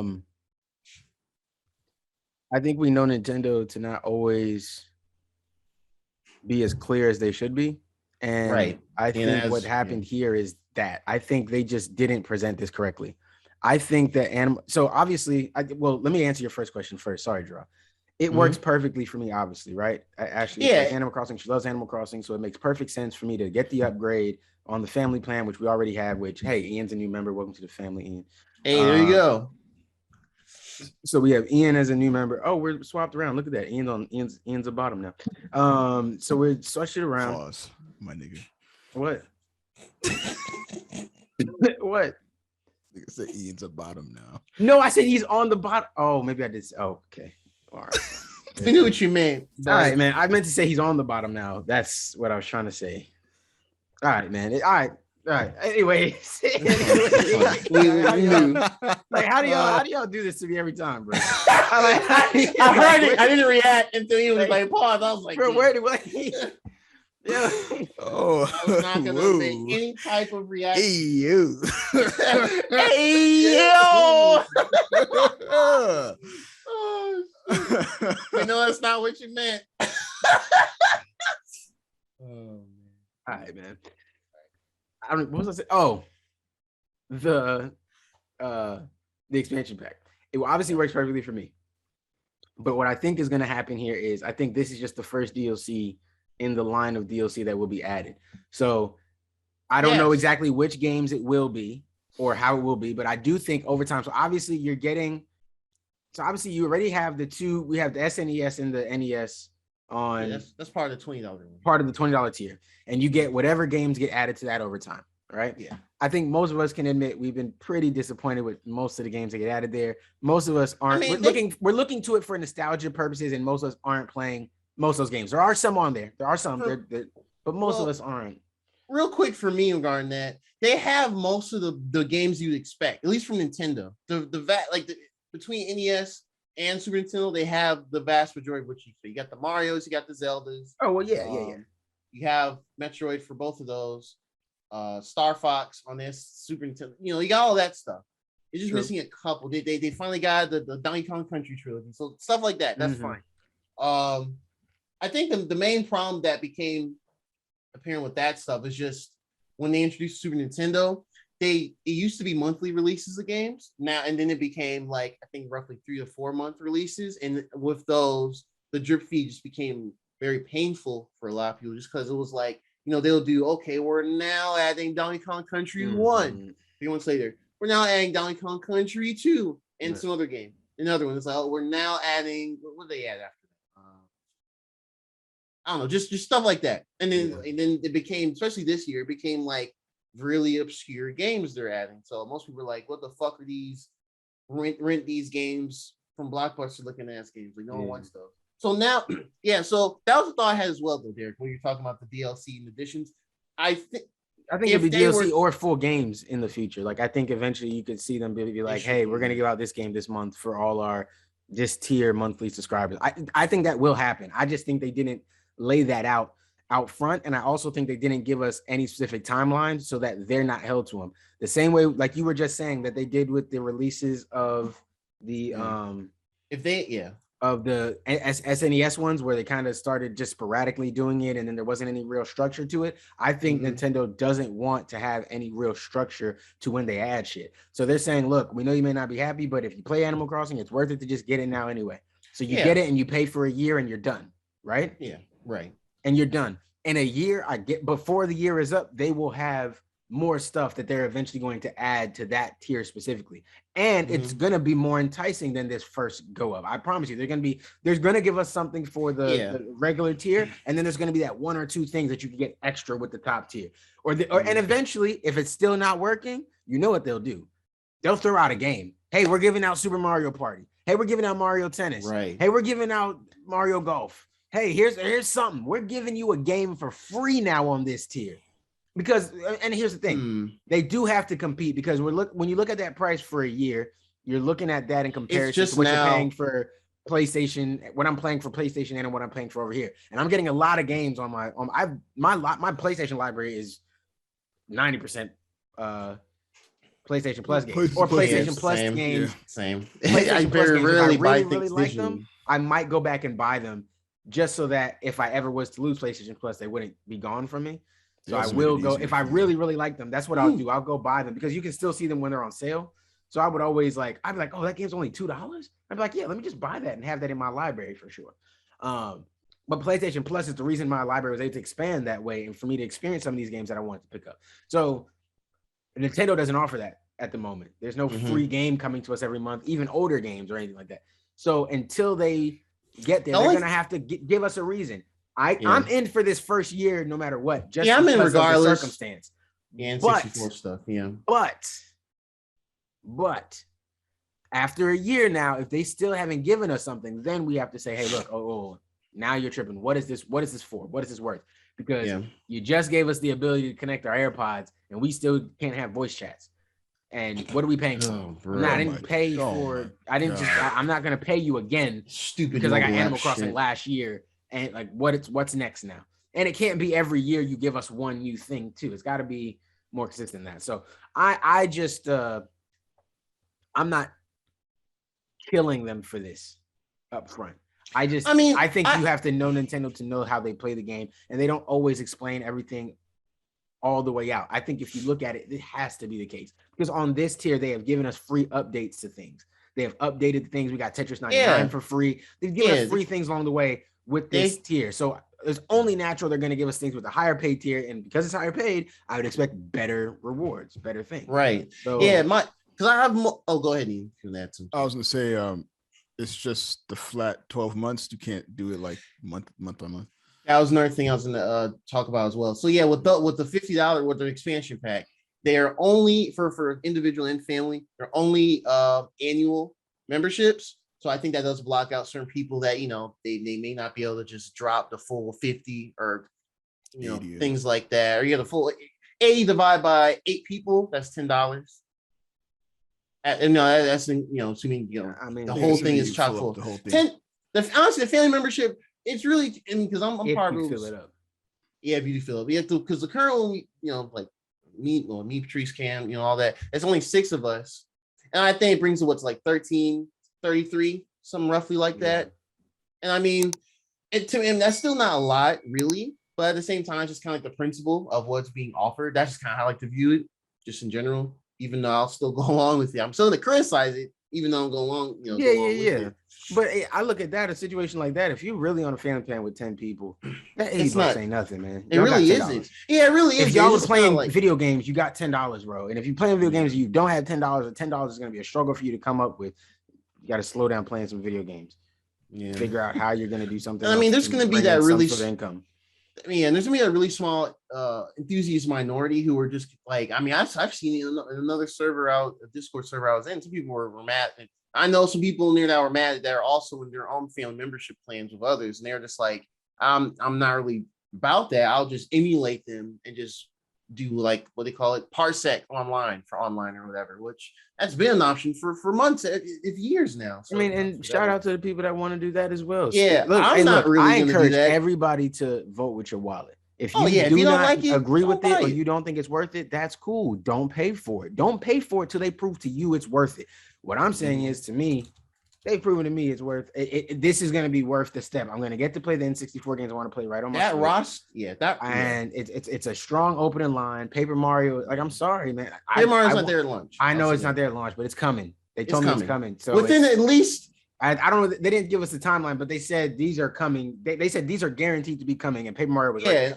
So yeah. I'm cool. Like, Mario Tennis is there day one. Like, come on, man. Yeah, Mario Tennis is there day and OG Mario Golf. Like, bro, I'm sorry, dog. I'm going. Like, yeah, and that's so they getting me. So yeah. And it's actually October 25th is when the expansion pass goes live. Mm-hmm. So, October 25th. Yeah, so it's like we gonna be up.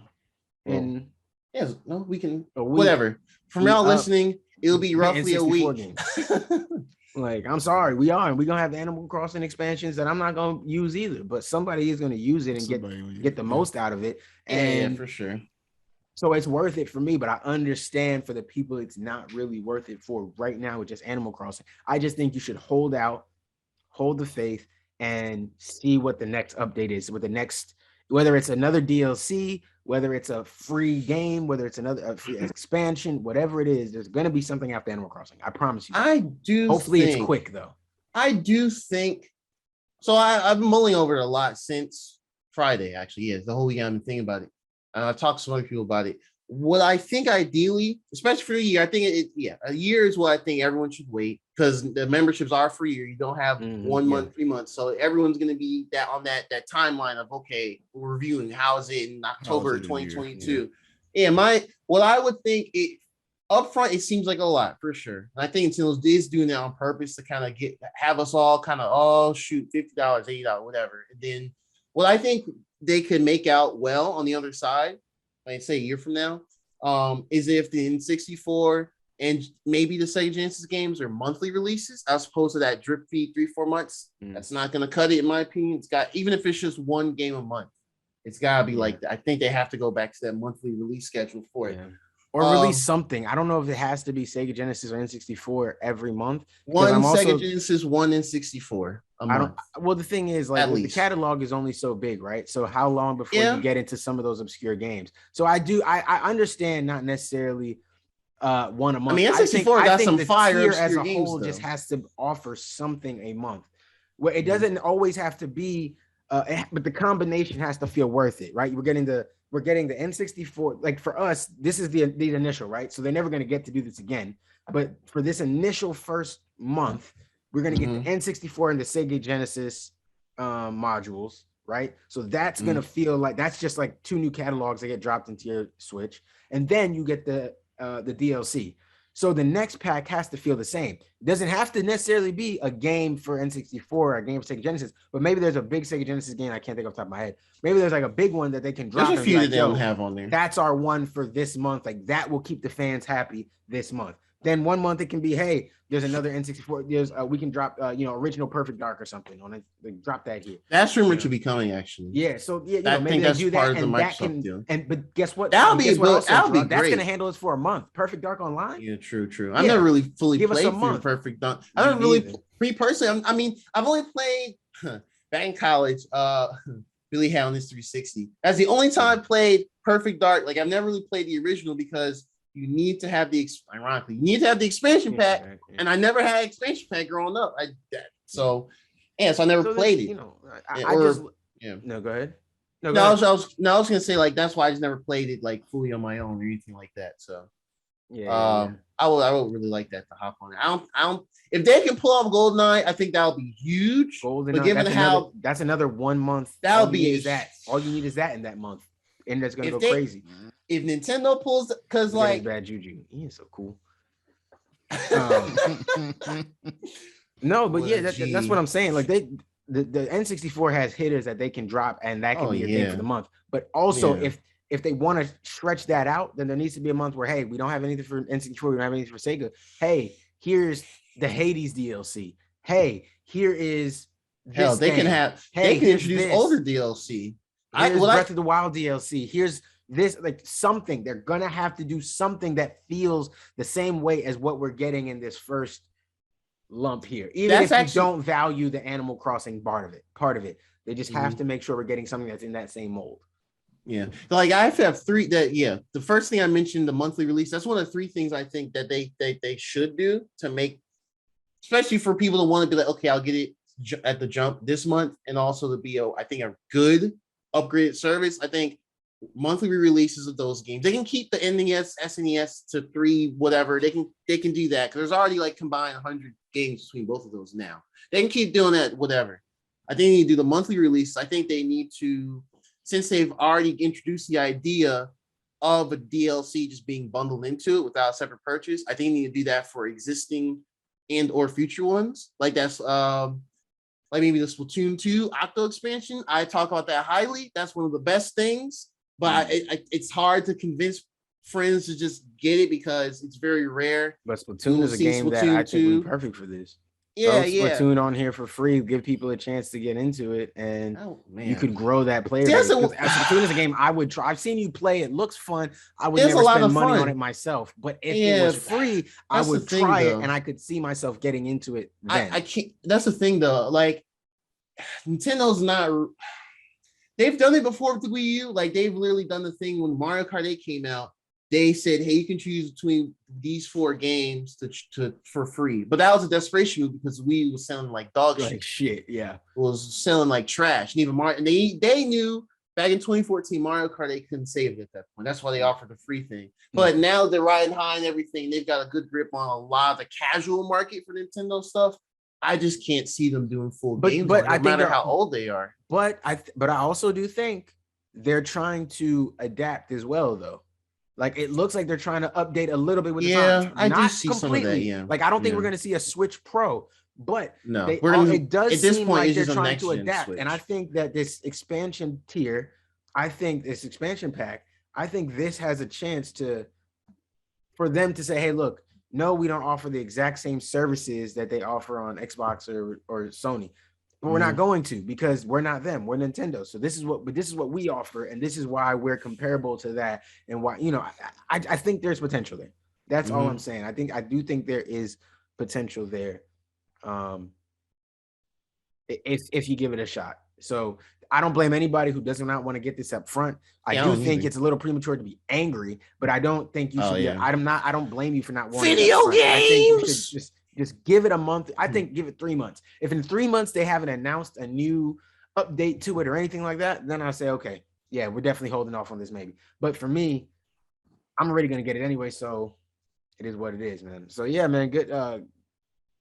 Look out for that, man. I think it's gonna be interesting, but I understand where people are coming from for sure. The last thing I do think they could do, I mean, maybe not is necessary, but I know I've seen some people mention it, and I think they could probably do it.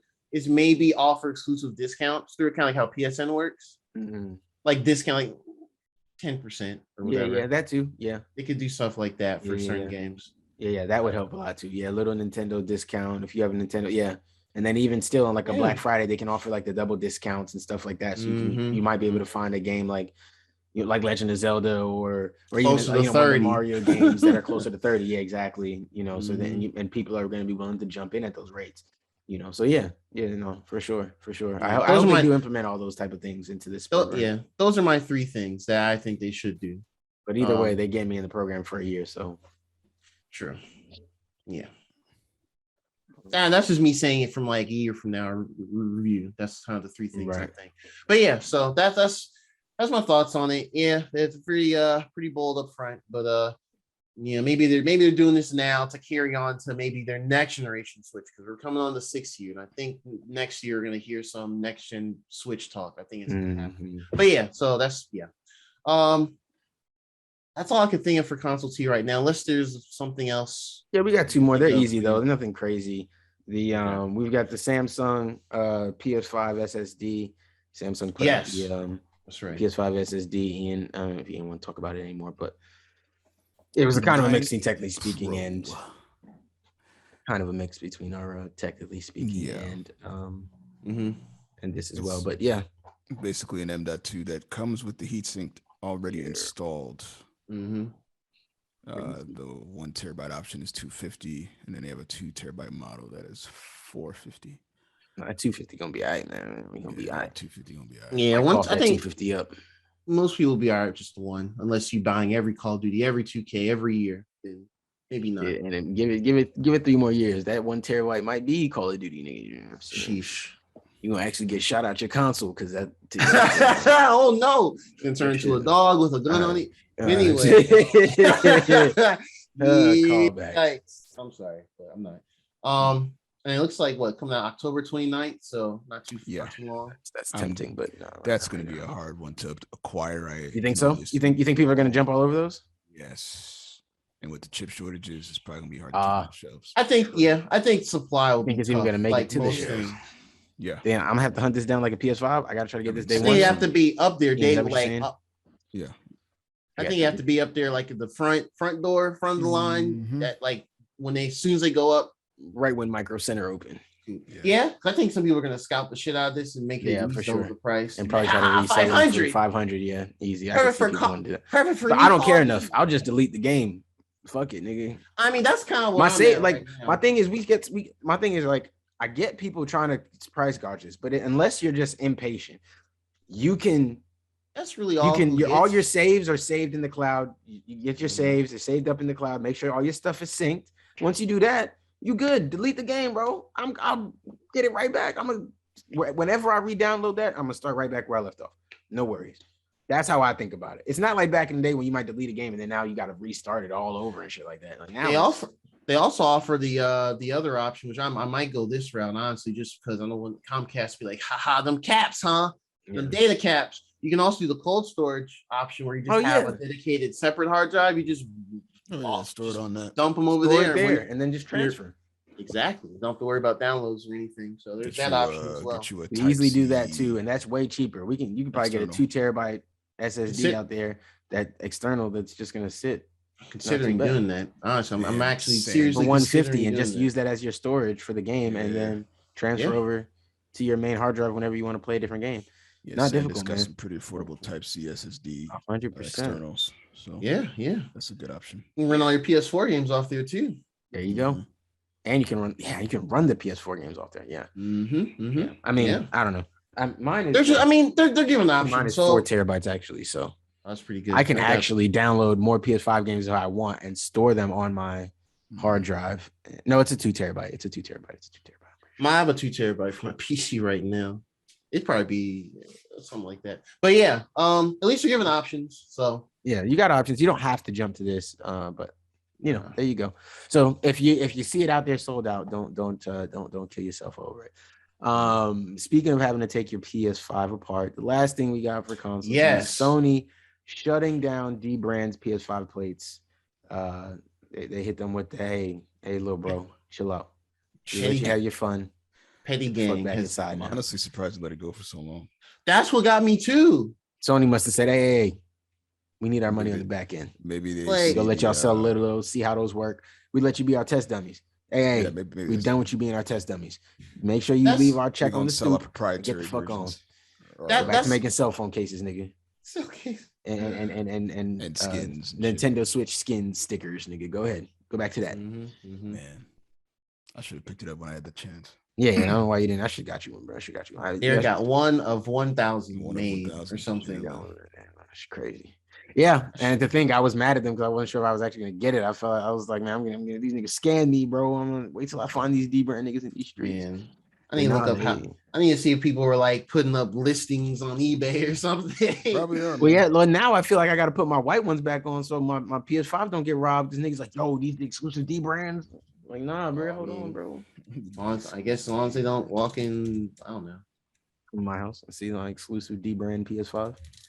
Yeah, no. I mean, don't get me wrong. The all black is still fire. I'm sure there's going to be other third-party versions out there eventually. Sony's not going to cease and desist all of them. DBrand probably will be back at some point. I think the only reason DBrand got hit is just because they played with Sony too much. Sue us if you want. They did say that. That's wild. Like bro. y'all, I thought that You funny. playing with us. You playing with our legal department. Like our lawyers are about that shit. We gonna sue you. Stop. Leave us alone. So I get it. I get Sony sending it to them. That's just like a power move. Like, hey, before we release ours, let us just show you. Shut the fuck up. Like that's Sony doing that. So I'm not mad at that. That's cool. And I think they also probably wanted to see the market, see how many people really jump to buy these. That's what I things. think they really wanted to And see. That might have I been think a it was market market research. Sometimes you got to let your enemy market do its research. thing. That's somewhere in the Market 48 laws of research. power. That could have. These niggas, Yeah, like, true. Law of power number 36. Sometimes you got to let your enemy do their thing and observe. Yeah, that was the conclusion I came to after that when I was like, why they wait so long? Is this to maybe monitor and see how they would attach? Or I guess also maybe see how many they would make and how much. You know, if you go on like those little, I mean, for me, you know, on like those Twitter posts where like, oh, PS5 is available at Walmart or whatever, he'll be like, yeah, man, hope you can get yours. I love mine with the black plates. Like, you know, all that dick measuring shit they do online. So it's like, Oh, people are Yeah. doing- I didn't know that. I did go on eBay and there's someone selling it right now with their PS5 for $600. I don't know. That's with Yeah, the not PS5 worth though, it. not separate. It's not just the plates. No, Yeah, they're selling the whole system. Yeah. I'm not, I wouldn't. the plates haven't shot up just yet. Yeah, I think you'll have to see. And it depends on how much they really sold. I don't know how many they actually ended up selling. You know, I'm glad I did get mine though. That does make me happy. So cool. All right. Yeah. You know, let's end on what if, and let's just get through this nonsense here. Okay. A spoiler drop. Spoiler drop. Because I don't have shit to say. We're not going scene by scene. Yeah. Spoiler drop. Titans season 3. We missed last week's episode. Thank God we didn't have to spend 2 separate weeks talking about this bullshit.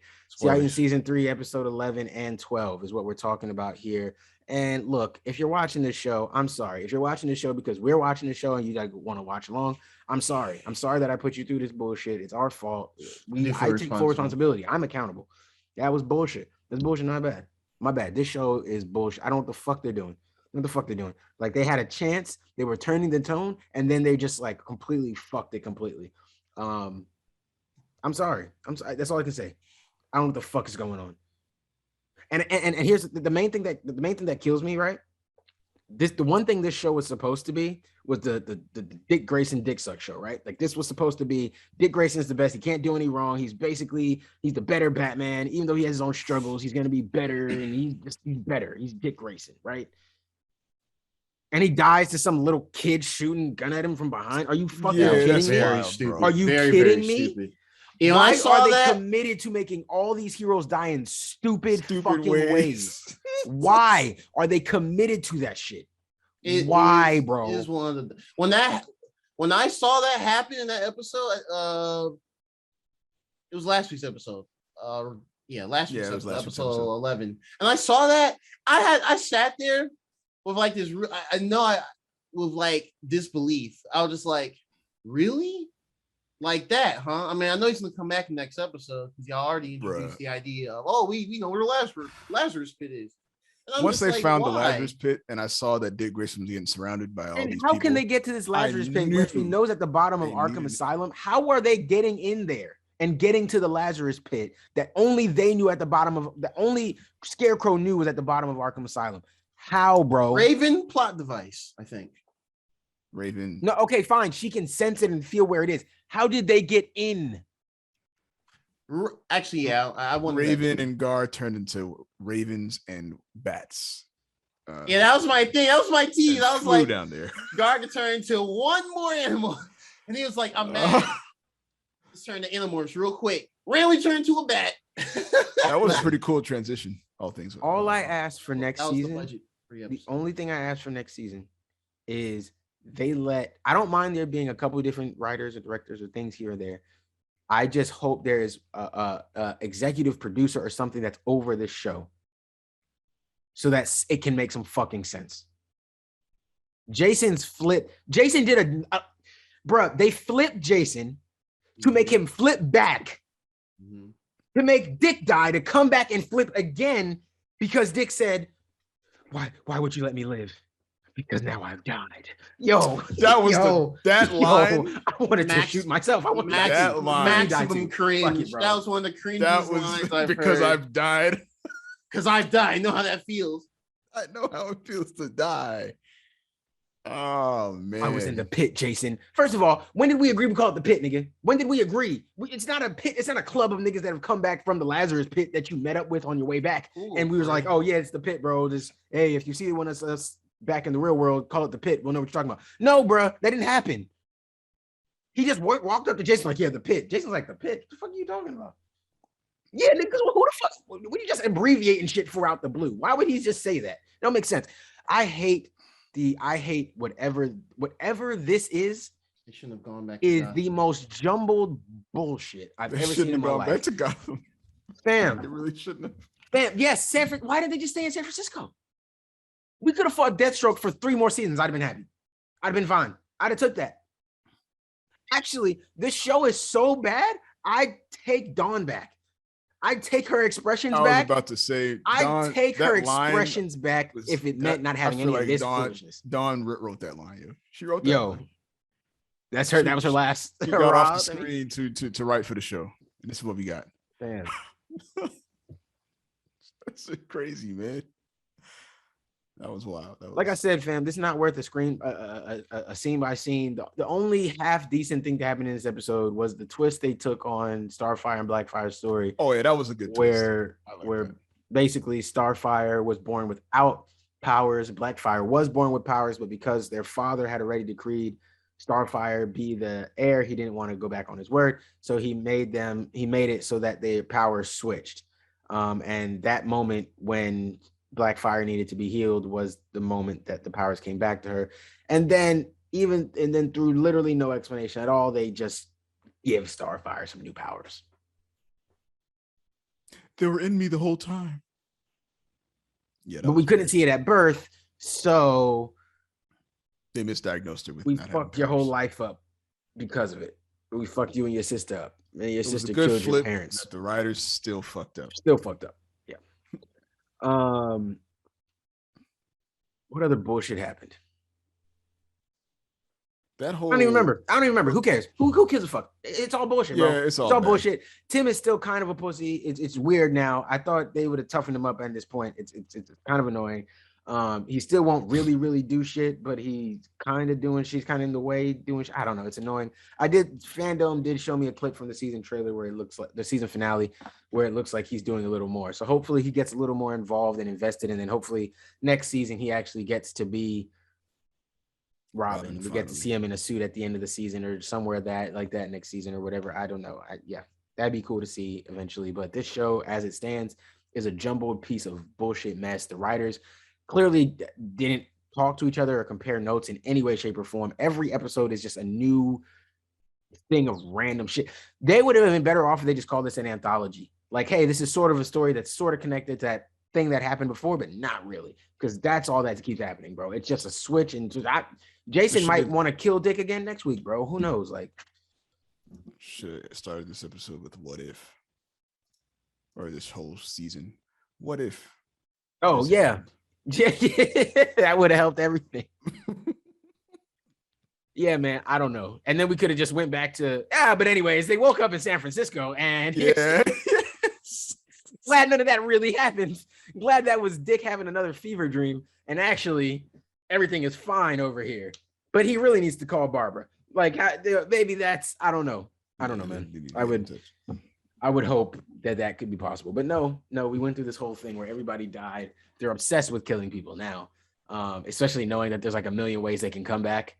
If you can't find the Lazarus pit, don't worry. Just find the bridge that conveniently the one guy who can definitely find you when you die knows how to get to the one thing that can send you back if you want to go back. How convenient is that, bro? And guess what? Bro? 2 people that died that he helped find it are alive now and can just tell you, hey, bro, don't worry about dying. When you die, you can wake up on a train, jump off the train, find Hank. He gonna take you to a bridge. He'll be right back, fam. It's just go do whatever you want. Hey, whatever, man. All I'm saying is that's a very convenient loop to have. Yeah. It's just whenever you need it. Whatever you need it. Just whip out good old Hanky and Donnie out there. Yeah, man. Fighting the ghouls and letting people go back to Earth instead of dying like they're supposed to. The show's a mess, man. The show's a mess. It's had good moments throughout this season, but it's a mess. I'm guessing you don't feel the same. Yeah. Wait, Gerard, are you speaking? I can't hear you. Oh no. Oh yeah. Actually, it's funny. It doesn't have your thing as like communicating. Maybe you hit the mute on your actual mic by accident or something. Yeah. Y'all hear me now? Yeah.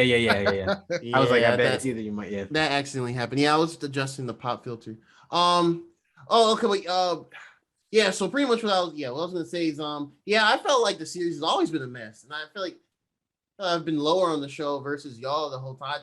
There's been glimmers of potential in some things I've liked, but this one is just like it's way too messy, and especially because they're leaning on the whole Bat Family / Gotham stuff.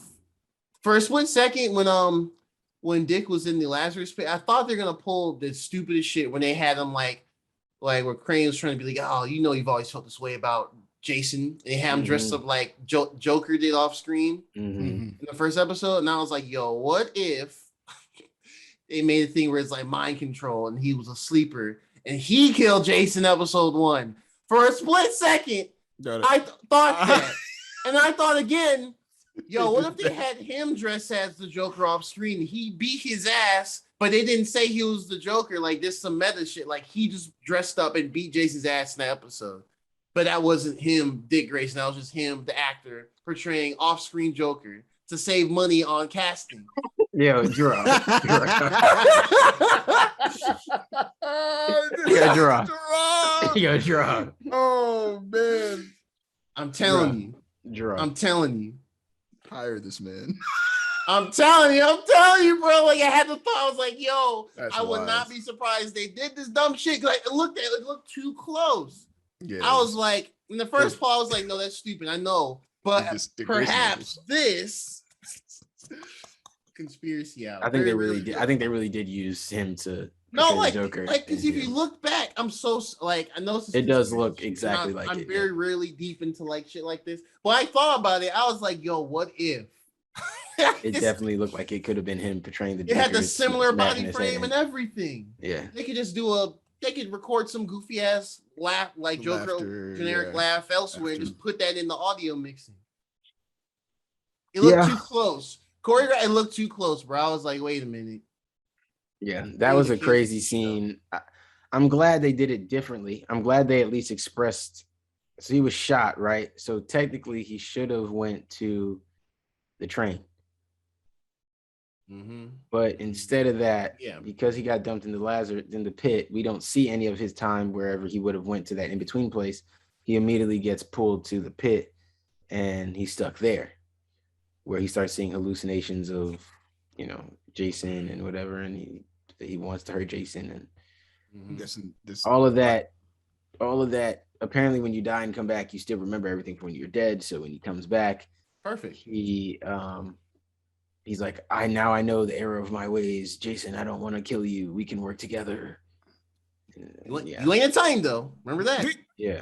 He's like, you'll never be a Titan again. When you can save the city. I thought he was gonna be like, but you'll always be my little brother or something like that. But no, he didn't get that sentimental. That might have got a couple little sentimental points out of me if they had said something like that. I'd be like, look at the Robins being a family. But no.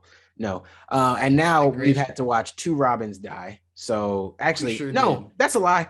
All 3 Robins in this show have died. There we go. See, guys, we're not afraid of killing off major characters. This is the Kill Robin show. Oh, all 3 Robins. All 3 Robins have died. The Dick Grayson show. So let's just hope that we don't get to see a Stephanie Brown or anything like that. Let's hope man, season 4. Nah, nope. Lady who? Man. All right, you know what? I don't have much else to say about it either. Season finale's coming. I'll have one prediction. It's not really a far-fetched prediction. They're gonna Trille Vic in a post-credit scene and be like, "Remember her?" And it's gonna end like that. Yeah. Wait, say it again. I think the when the season finale, when they have their little post-credit scenes, kind of like how they had Blackfire in the season 2 finale. Oh yeah. At the very end, they're gonna have a Lady Vic reappearance. Oh yeah, I'm sure. Yeah. And be like, remember her, and that's it. I could see that, but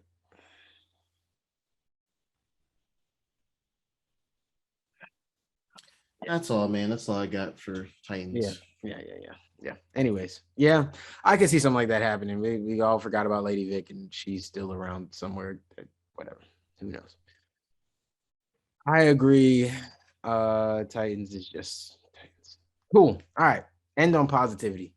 What if episode 9 season finale? Spoilers. We got to watch it in person in our homes. And what a finale it was, Jerome. It was really good. Man, I need to refresh on some things.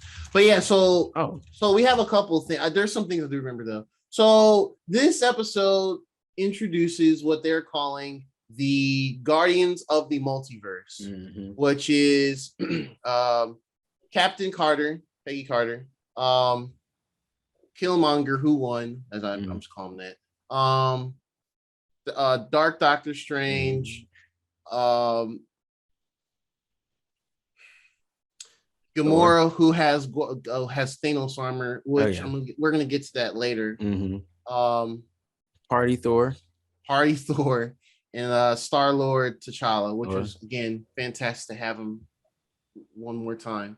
Am I missing anyone? This is just 6. You said right? Captain Carter, right? Oh, I'm tripping. And Punish Black Widow.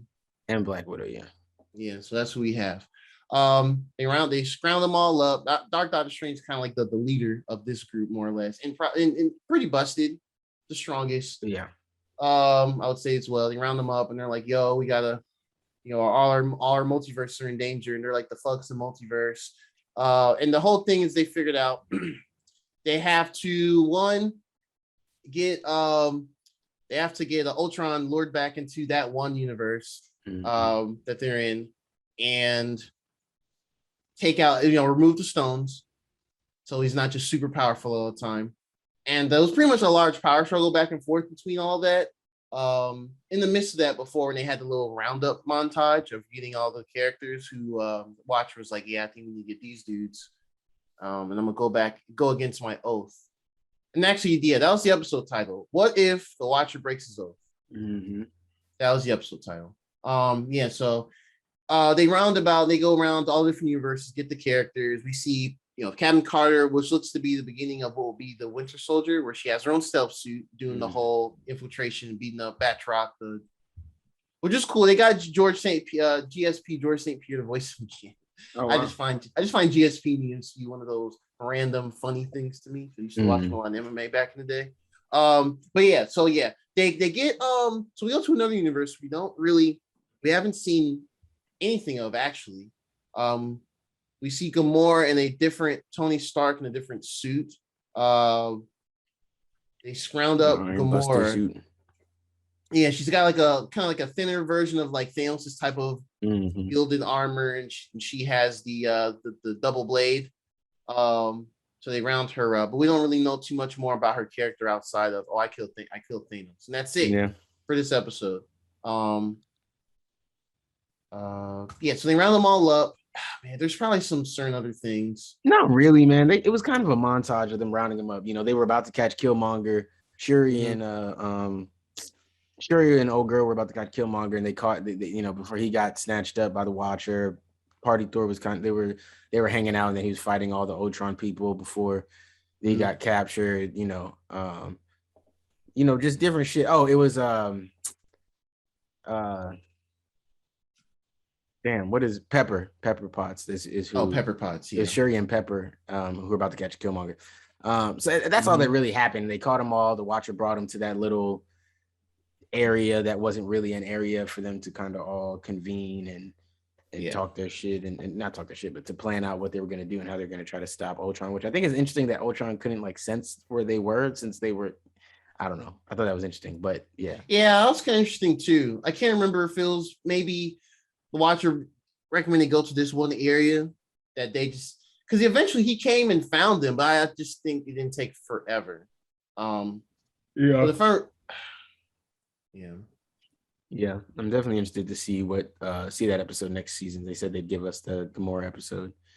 Yeah, I'm really interested to see that. Hopefully early next season. I want to see that quickly. Yeah, I think it'll be within the first couple episodes. Yeah, so and outside note to that real quick. Thanos destroyer Gamora, I guess I'm gonna call her.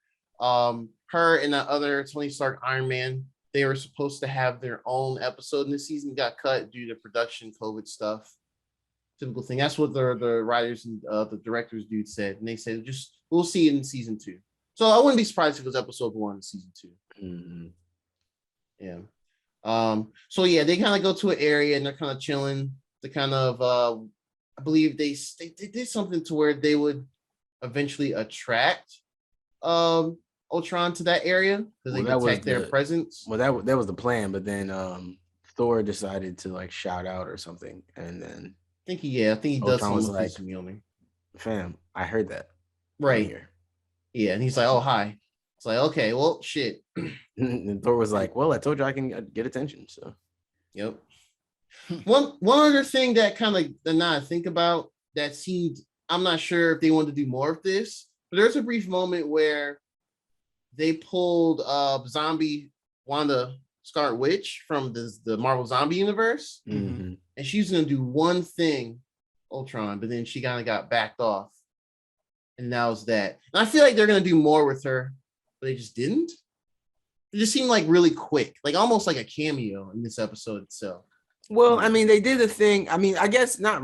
Only reason I guess I didn't take it that way is because they kind of explained it like the zombies were always it was a way to get rid of the zombies into an area, into a different universe. But then also it allowed them to distract what's his name? Ultron, just long enough. You good, Ian? Yeah, I'm good. Oh, okay. It allowed you to distract. You had the exact opposite of me happen. My lighting got messed up. I had to open some blinds and stuff. Lighting. Yeah, they were doing that to distract Ultron, right? Like, okay, we dropped in all these zombies. Oh, and by the way, zombie Scarlet Witch, she's crazy, and the idea would be her chaos magic should be able to fight against you for a good little bit. Which I mean, we saw for a little second. I guess it kind of did. I mean, yeah, that's just kind of my impression on it. Like, I didn't know if they were gonna have more with her or not, or that was always the plan. But I mean, either way, I think it worked out fine because the rest of the episode was pretty great. Yeah. So they got to like throw in the hands. They're trying to, trying to extract all the stones from them. But the combination, I do like this though. Combination of Punish, Black Widow throwing that shield. God, the other shield. It's her dad's shield. Yes, that's right. It's her dad's shield. The red skull, or no, not red skull. Red Guardian shield. Red Guardian shield. Yes. Yeah, they got from that place there in the other episode, trying to figure out, what's going on. Yeah, she used that, and Cam Carter had her shield, and they're just comboing him. After that, comboing him, and they managed to one of the Soul Stone knocked out, and they're all trying to scramble towards it and everything. It's like, nah, bitch. And you see that little 360 beat that ass phase. That shit was fun. Is everyone giving the hands? Yeah, I love all that. the hands. That was a really good scene. I'm watching it a little bit back now. That's a really good scene of everybody just chucking shit, punching his ass. Like, he getting his ass kicked, boy. They fucking him up. Yeah. They really were, though. Like, if you just look at it again. They did a lot of work for that one Mind Stone, Doug. Yeah, I definitely say look at it. I what's that the Mind Stone? What's that the Soul Stone? Oh, it might be the Soul Stone. It might. I think I keep getting it confused because like the yellow hue or whatever. Yeah, but they have a power. Yeah, you're right. I think it's the Soul Stone. I know you're right. I get it confused too for that exact same reason. And then you know what? I thought they had wrote themselves into a problem when they put in the when she had hit the time stone on his thing and it was messed up. I was like, oh yeah, he definitely wrote himself into an issue. And then I forgot Doctor Strange got his Eye of Agamotto too. So it's like canceled. Nah, yeah, right. Fam, actually reverse.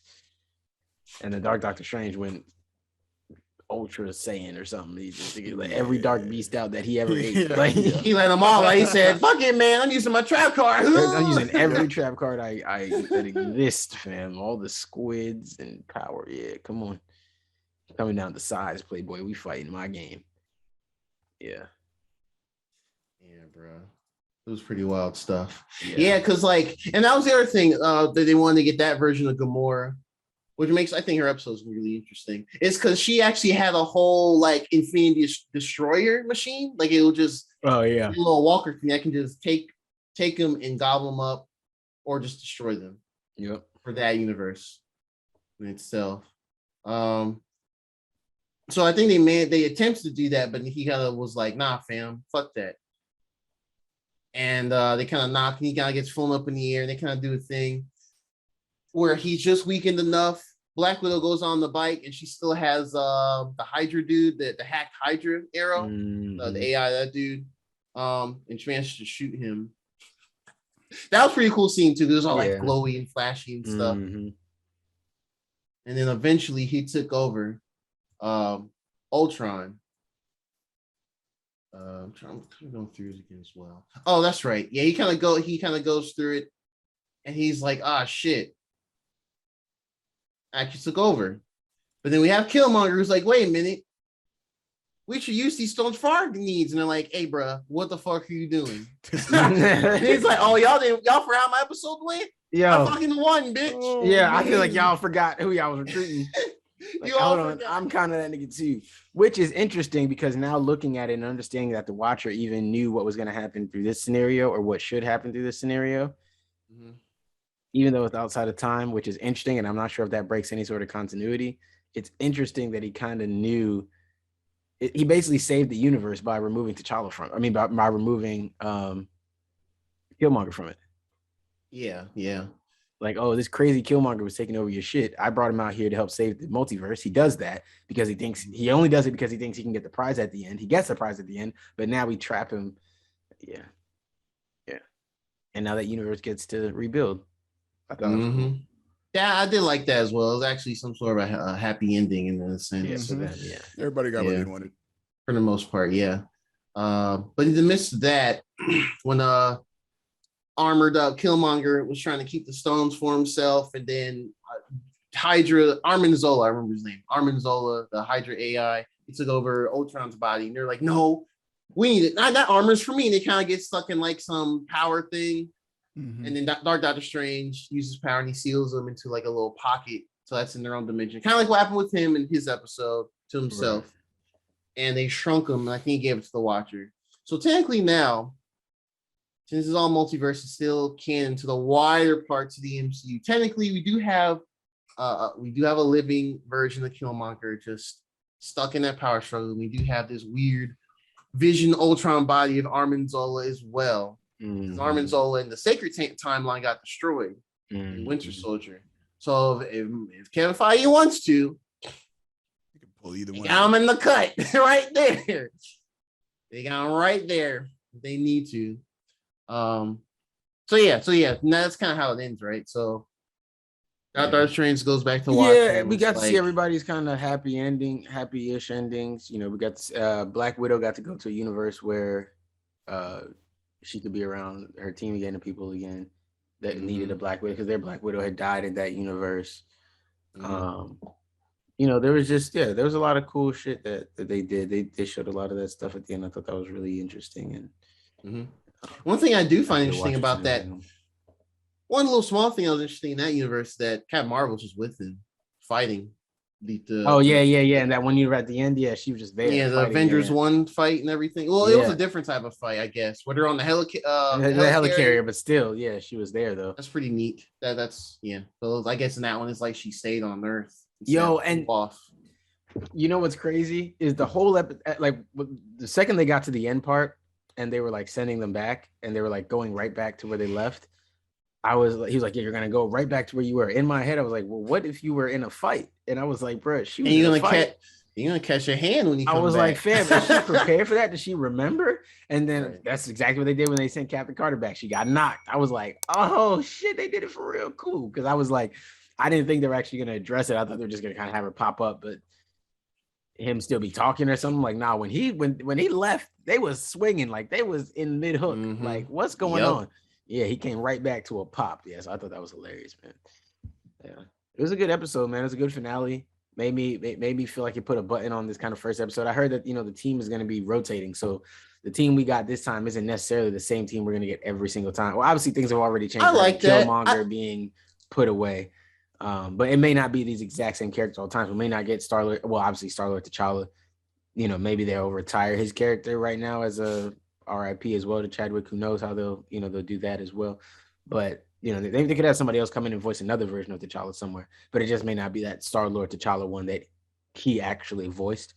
So they could rotate the team and however they want for this multiverse war. The Watcher, if need be, can always go in and grab different people for the job. It won't always be the same people. Supposedly, that's what I heard. So hopefully that's the case, and we get to see even more crazy scenarios and wild. That's cool shit.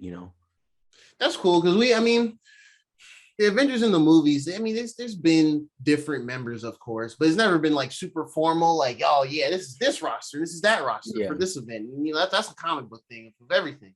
You have you think of the event, you think of the roster of team ups for that event or its run of comics and stuff. So I like to see it like that too. So that's pretty neat. Nice. But yeah, I agree. Very good end to season 1 of What If. Great. Big facts. Y'all got ratings? 10 out of 10. No, I'm kidding. Man, there's no real episode I hate.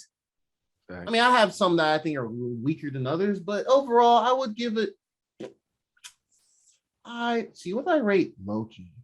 I know it's his animation, so it's a little different. Did I give Loki a 9 or 8.5?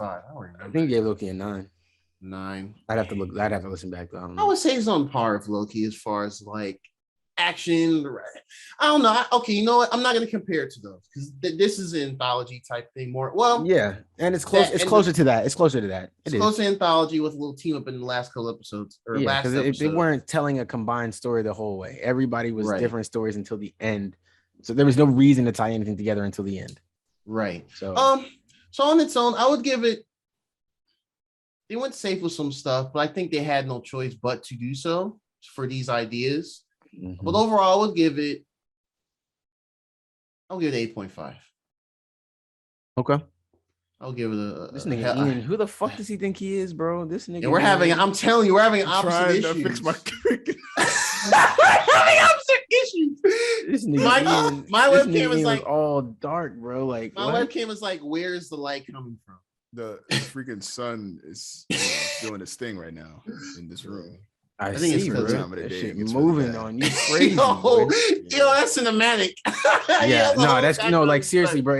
It looks like you're about to give a monologue. Like that looks fire. when the old shows, like in the old cartoons, something like that, when they have the light that the spotlight comes and hits that one exact character, and it's yes, I'm gonna tell you something now.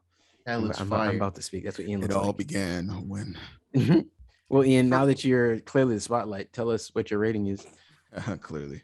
I I give it a 9.5 out of 10. The knock is for the breaking of their own rules. Yeah. With the not time stones, but the Infinity Stones being able to be used, and especially in that fight scene where 2 of the same stone existed in the same universe. And I thought it was funny that then when she went to use they tried to reestablish the rules, because when she goes to use the Infinity Crusher, they're like, "Oh, you're an idiot. Those are only meant to destroy the Infinity Stones from your universe." And I'm Right, like, and I'm like, okay, fam, now you went floppity on this one. Floppity, floopity, you're really pushing it right now. Yeah. So these are all different, and my Infinity Crusher can only destroy the ones from this one, but they From can work this- in any universe. Yeah, You're really on the line with that, Marvel. Feige, you're pushing it. you're pushing Yeah, it. he's probably gonna think like, okay, hold You're on. pushing it, Kev.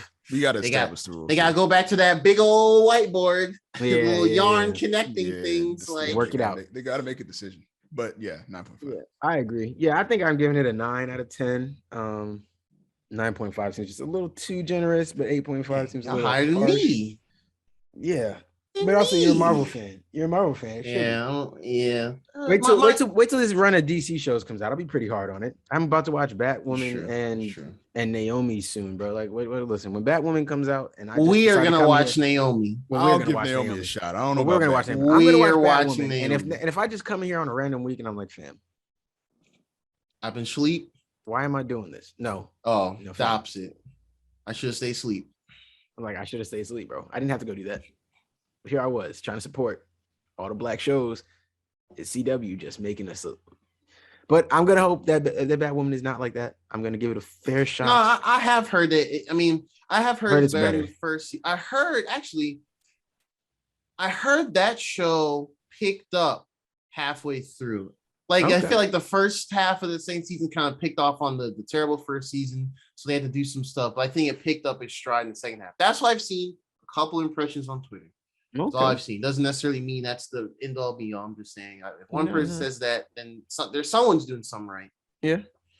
No, that's for sure. That's for sure. So I'm definitely gonna check it out, give it a fair shot, man. Give it a fair shot.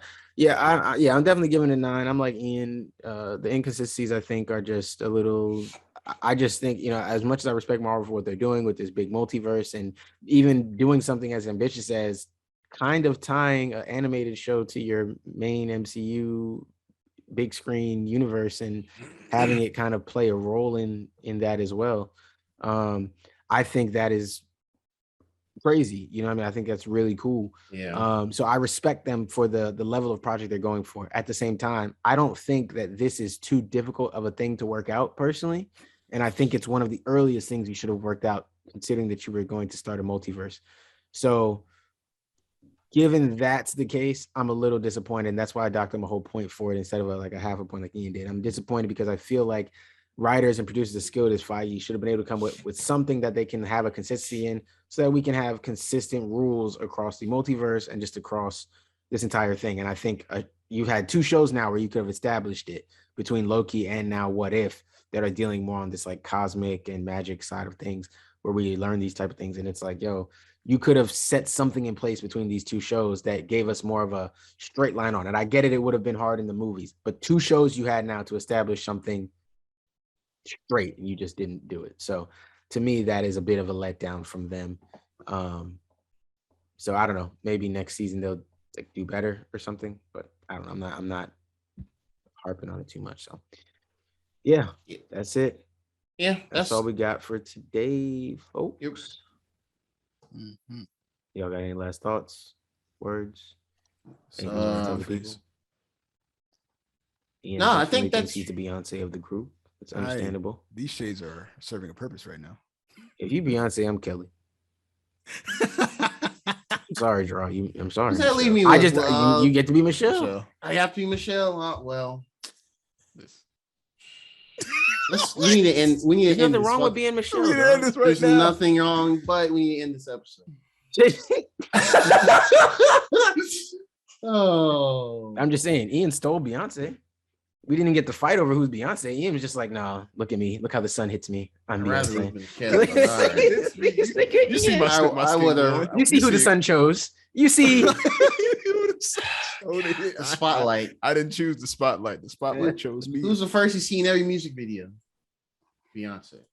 Saying that. Just saying that. All right, man. I appreciate y'all for joining me to talk about all these crazy things today. Appreciate y'all for listening. Hopefully y'all check out some of those projects coming out from DC Fandome. Hopefully the DC universe is getting back on track and I can be more positive when I come in here and talk about things. For real. For sure. Hopefully we get to see some really cool stuff out of Apple, Google, and Samsung events this week. We get some cool announcements, things like that. I'm sure Apple's is kind of going to be a waste because they just announced just about everything less than a month ago. So I don't know what they. I meant to say that the AirPods might be announced. Oh yeah, I need those. You know what it is? They're not new Pros, but like new cheaper tier, like new regular AirPod. Oh, like a really? A budget AirPods. AirPod 2s. Oh, well, I need new Pros anyway. So regular 2s, but I don't know. They may release a new Pro. My Pros are on their last legs too. So yeah, mine are on their last legs. And I've also, hey, here's the thing, man. When you have AirPod Pros or AirPods in general, you have to be careful. Mine have fell into the sink. They have fell into the tub. They've just fell in places where they shouldn't have fallen. And you know, I've always, you know, dried them out and they've been working fine, but that's probably also part of the reason maybe probably fell into the toilet too, right? All right, they did, but I didn't want to say it. This is a safe space. I thought I could skate by on that one, man. Hey, man, you take that more. Why you had to call me out, dog? I thought I could skate by on that, man. You know that more than Ian. I'm out here trying to give the image of a Godfather. You out here telling niggas I'm dropping my AirPods in the toilet, bro. Come on, dog. Dramatic light. Oh, he sanitized them afterwards. I did. I sanitized them down. I put them in rice to dry out and everything. You know what I mean? Like I did. I took I have new tips on my AirPods. Don't even have the same tips. Y'all look. I got black tips on my AirPods. Y'all know nothing about that. Black. Got the exclusives. Yeah. Just dropped them again. Dropped them on my tea. God damn it. That's the tea. That's the tea. That would have been wild, bro. But no. Yeah, black tip AirPods, man. You got to get the. No, you can just go on Amazon and get these. They're like a foam tip. They just fit the ear a little better. Cool. Okay. That's cool. But I will say you got to make sure you got clean ears, bro. Because if you don't got clean ears, then these shits will expose you something serious. This shit make more than the white ones. Way worse than the white ones. Actually, it's funny. It's because the material. Contrast. It's because of the material. Oh, I see. That's what. Hey, man, that's one of the easiest hygiene tips. Yeah. That little foam. That foam that's on these. It's like memory foam. And the earwax, it's like it just sticks to it. So if you don't, sure, if you it really clean, does, man. No, because that'll happen. Like you know, That'll sometimes you just get in their groove and you don't really. No, it's not cleaning your ear, but you know, you just get in the groove. You're not really thinking about it. Maybe one morning you rushing to work or whatever, and now you throw some AirPods in. You pull it out one day, you like the fuck, and you like like you got a little situation. Come on, dog. Go ahead and get you a little something, clean that up. Get you a picker, something, my nigga. Q-tip, anything, washcloth at least. Wipe a bitch out. But yeah, man. Anyways, man, y'all out there, man. Clean your ears, wear your mask, get your vaccines, stay safe. I'm two ugly nerds, but there are three of us. Peace. I look like a character you haven't unlocked in the game yet. Oh man.